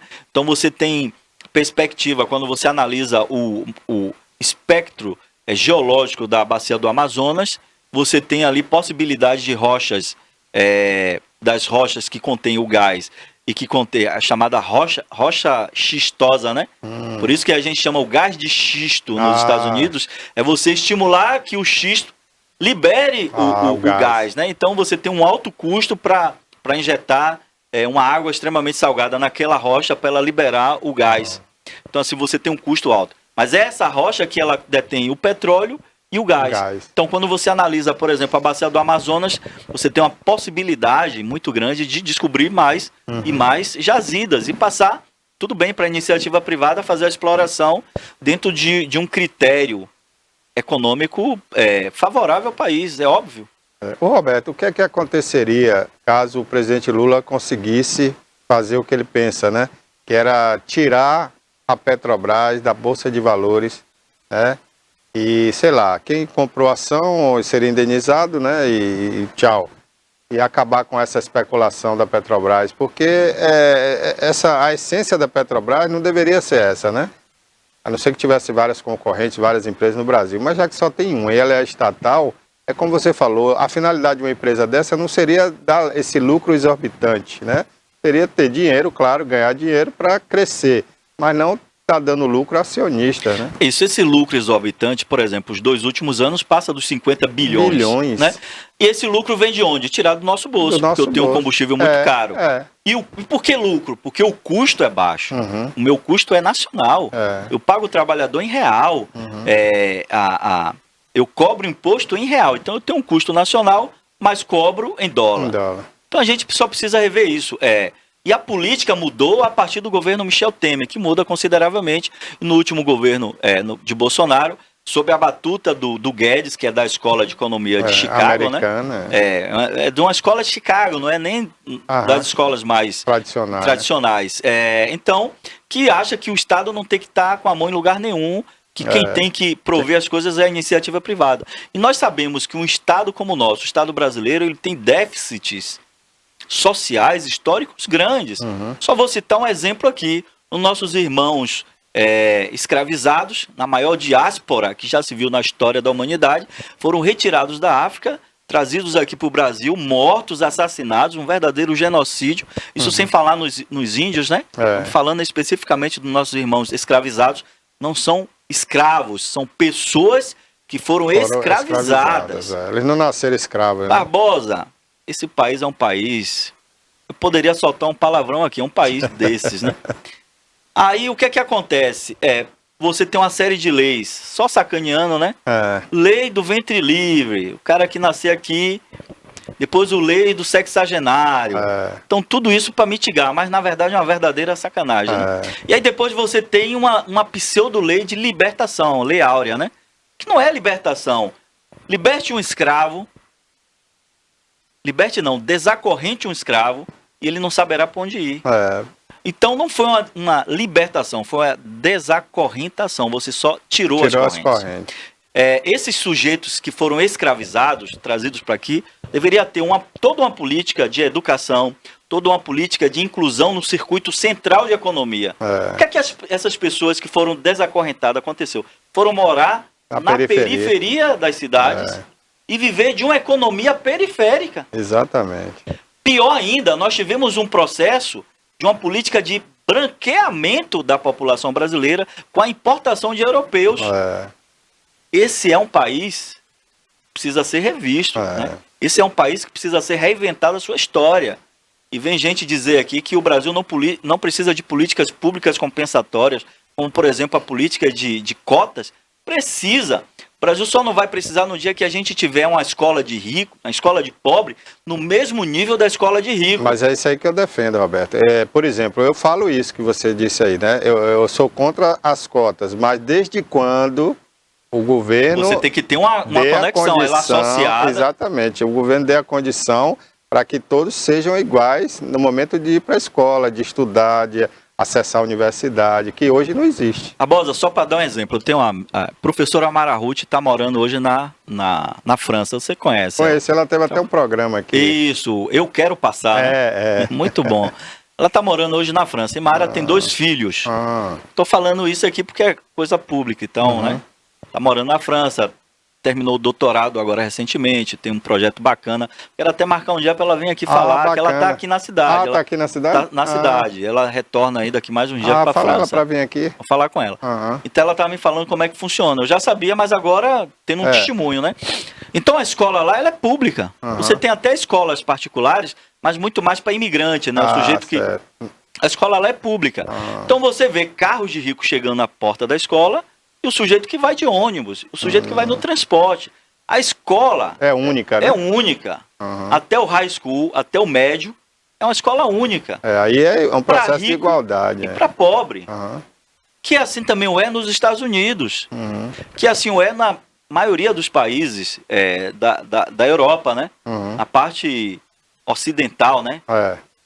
Então assim... É a mesma escola. Então você já tem uma política de inclusão fortemente. Então, a mesma escola que o rico estuda, o pobre estuda. Tem as mesmas condições. E a gente aí, no Brasil, precisaria dessa escola integral de educação integrada, que se está falando muito agora, mas a gente começa a ter ações ainda que incipientes, estimulando isso. Então, lá na frente, talvez a gente não precise mais. Lá na frente, eu digo daqui a 20, 50, 100 anos... Talvez mais, se hoje a gente fizer, Barbosa, uma revolução séria no modelo de educação que a gente tem no Brasil, para incluir essa turma que a gente colocou à margem do circuito de economia, à margem da sociedade. É isso aí, Roberto. Inclusive, falar em educação, né? O governador está até vindo aqui sexta-feira conhecer a escola Deon Sauer, né? Que foi construída pelo ex-governador Rui Costa e construiu mais de 150 escolas na Bahia, né? Essa última gestão dele. É isso, e essa escola que a gente fala, a escola é integrada e quero eu acreditar de educação integral, porque aí você percebe que são dois conceitos diferentes, né? Então o menino chega, né, o estudante chega na escola de manhã cedo, toma café lá, almoça, janta, em um turno pratica suas atividades normais, né, suas atividades de uma educação formal normal, nas principais, nas disciplinas, né, de português, geografia, história, sociologia, filosofia. No contraturno ele vai para os esportes, ele vai aprender oficinas manuais. E tudo aí, climatizado. Viu? Tudo climatizado, uma escola padrão, né? Nível europeu, é claro. Agora, você precisa dialogar com os municípios. Porque eu vou ter um menino de nível médio bem formado, mas eu tenho um problema, que são os fundamentos. Então aí há um descompasso. Se os fundamentos eles não tiverem um nível de padrão como a escola de nível médio, que é o primeiro, segundo e terceiro ano, eu tenho um descompasso. Então esse menino vai chegar lá com um déficit. Então eu preciso ter um diálogo e eu tenho um investimento para que os municípios igualmente tenham escolas integradas de educação integral. Para que esse menino chegue lá sem carências nessa parte que a gente chama de competências e habilidades básicas, que está prevista lá na nossa lei de educação, né, leis e bases na LDB, mas que muitas vezes, que na maioria das vezes, vou dizer aqui, os municípios não colocam em pauta justamente por falta de investimento, porque é muito caro manter. Então, assim, para mim, investimento em educação, gastos em educação não é gasto, ele é investimento, porque você torna a sociedade melhor. Então você precisa auscultar, por exemplo, os empreendedores na cidade. O que é que eu preciso aqui em termos de mão de obra? E ter nesse contraturno uma formação técnica também, por que não? Então é possível fazer isso. Mas eu volto a dizer, eu preciso dialogar com os municípios que são responsáveis pela formação do nível fundamental 1 e 2, né? E a pré-escola que faz parte do fundamental agora, para que esse aluno chegue ao nível médio preparado para entrar nessa escola de nível médio. Chegue sem nenhuma deficiência no contexto de sua formação, naquilo que a gente chama na educação de competências e habilidades básicas. É isso aí. Roberto, para finalizar, eu queria falar duas coisas. Primeiro é que quando os professores querem, têm vontade, eles conseguem. Um exemplo aqui em Itabuna e para a Bahia foi o Colégio Félix Mendonça, que virou uma referência na periferia de Itabuna, um colégio que estava no bairro Sarim Alcântara, mas que a diretora e seus professores tinham um zelo diferente pelo ensino, pelo aluno. Tratava o aluno com rigor no sentido de que ele deve aprender, levar a sério, não faltar aula, a disciplina correta, enfim. Foi um modelo que até o governador gostou, aprovou, tanto é que transferiu esses alunos agora para esse colégio modelo. O né? antigo... antigo Félix Mendonça. Então eu acho que quando os professores querem, eles têm condições, eles têm preparo já. Hoje com o teto de piso que eles estão, né, que a Câmara aprovou aí, que eles estão recebendo, já é um teto de salário melhor, né, mais satisfatório. Então eles têm tudo para se dedicarem e fazer esse trabalho. E você falou aí há pouco, né, dessa questão do separatismo, que infelizmente no Brasil ainda acontece através da estrutura, né, que o negro ele não tem acesso a onde o branco infelizmente tem. Mas a gente vê também muito branco idiota, rapaz, que teve acesso à educação e não faz nada. Você quer ver? Teve um vereador no Rio Grande do Sul que chamou os baianos de preguiçosos, de vagabundos, né? E disse que os baianos só gostam de tocar tambor na praia. E que foi um erro levar esses baianos para trabalhar lá na lavoura deles escravizados. Olha que idiota, né? Então, infelizmente, a gente vê essas situações no Brasil. Pessoas que têm acesso ao estudo, têm acesso à faculdade mais fácil e falam as aberrações dessa. Quer dizer, ainda chega a ser vereador um indivíduo desse, né? É o que a gente chama de negacionismo, né? A gente está vivendo um movimento de extremo, os extremismos de movimento, rapaz. E o negacionismo parece que está tomando conta. Mas, na verdade, parece que politicamente se conseguiu catalisar essas figuras anacrônicas, dar voz a essas figuras, né? Então, assim, embora essas pessoas tenham tem um estudo, né? Uhum. Mas são pessoas, é aquilo que tem um filósofo que diz assim, ter conhecimento, né? Quantidade de conhecimento não é sabedoria, né? A sabedoria é preciso ter conhecimento, mas juntar informações não é necessariamente conhecimento. Na verdade, a informação e conhecimento são coisas distintas. Né? Tem até essa gravação, vamos ver aí, Vamos essa idiotice, essa aberração aí. Bota aí. Agora o patrão vai ter que pagar a empregada para fazer limpeza todo dia para os bonitos também? É isso que tem que acontecer? Temos que botar eles no hotel 5 estrelas para não ter problema com o Ministério do Trabalho? É isso que nós temos que fazer? Gente, eu só vou dar um conselho. Agricultores, produtores, empresas agrícolas que estão nesse momento me acompanhando, eu vou dar um conselho para vocês. Não contratem mais aquela gente lá de cima. Conversem comigo, vamos criar uma linha e vamos contratar os argentinos. Porque todos os agricultores que têm argentinos trabalhando hoje só batem palma. São limpos, trabalhadores, corretos, cumprem o horário, mantêm a casa limpa e no dia de ir embora ainda agradecem o patrão pelo serviço prestado e pelo dinheiro que receberam. Em nenhum lugar do estado, na agricultura, teve um problema com um argentino ou com um grupo de argentino. Agora com os baianos, que a única cultura que eles têm é viver na praia tocando tambor, era normal que se fosse ter esse tipo de problema. Então eu quero dizer, deixem de lado que isso sirva de lição. Deixem de lado aquele povo que é acostumado com carnaval e festa, para vocês não se incomodar novamente. Idiotice já chega, né? Não vamos ouvir mais isso não. Agora esse cara deveria ser caçado, viu? Se o Rio Grande do Sul é esse estado que eles falam, né? Desenvolvido, mais desenvolvido até do que o Nordeste, então caça esse indivíduo aí. Isso é um bandido na Câmara de Vereadores aí. Eu acho que é Caxias do Sul, né? A cidade dele. É isso, Caxias do Sul. Acredito que seja, pelo que eu li. Um cara desse só tem um adjetivo, Roberto. É um imbecil, né? E é do patriota, né? Ah, é do patriota? Deve ser mais um patriotário. Desculpe, mas... como você falou, um criminoso, né? Precisa ser tratado como tal. Um bandido. Bom, gente, Roberto, eu estou chegando ao final do programa. Quero agradecer mais uma vez a sua presença aqui no programa, né? E antes de encerrar, eu queria só dar alguns destaques aqui do Jornal à Tarde de hoje, que está no nosso site, tviplay.com.br. Você acessa gratuitamente o Jornal à Tarde, viu? Lá você vai ver destaques como esse aqui, ó. Assassinatos caem 1% no Brasil em 2022, na comparação com 2021. Policial militar agride jovem na academia por brigar por aparelho, né? Isso aconteceu aqui na Bahia. Brasileiro mata amigo em Amsterdã. Norberto Odebrecht é eternizado na galeria do Conselho, do Conselho da ACB.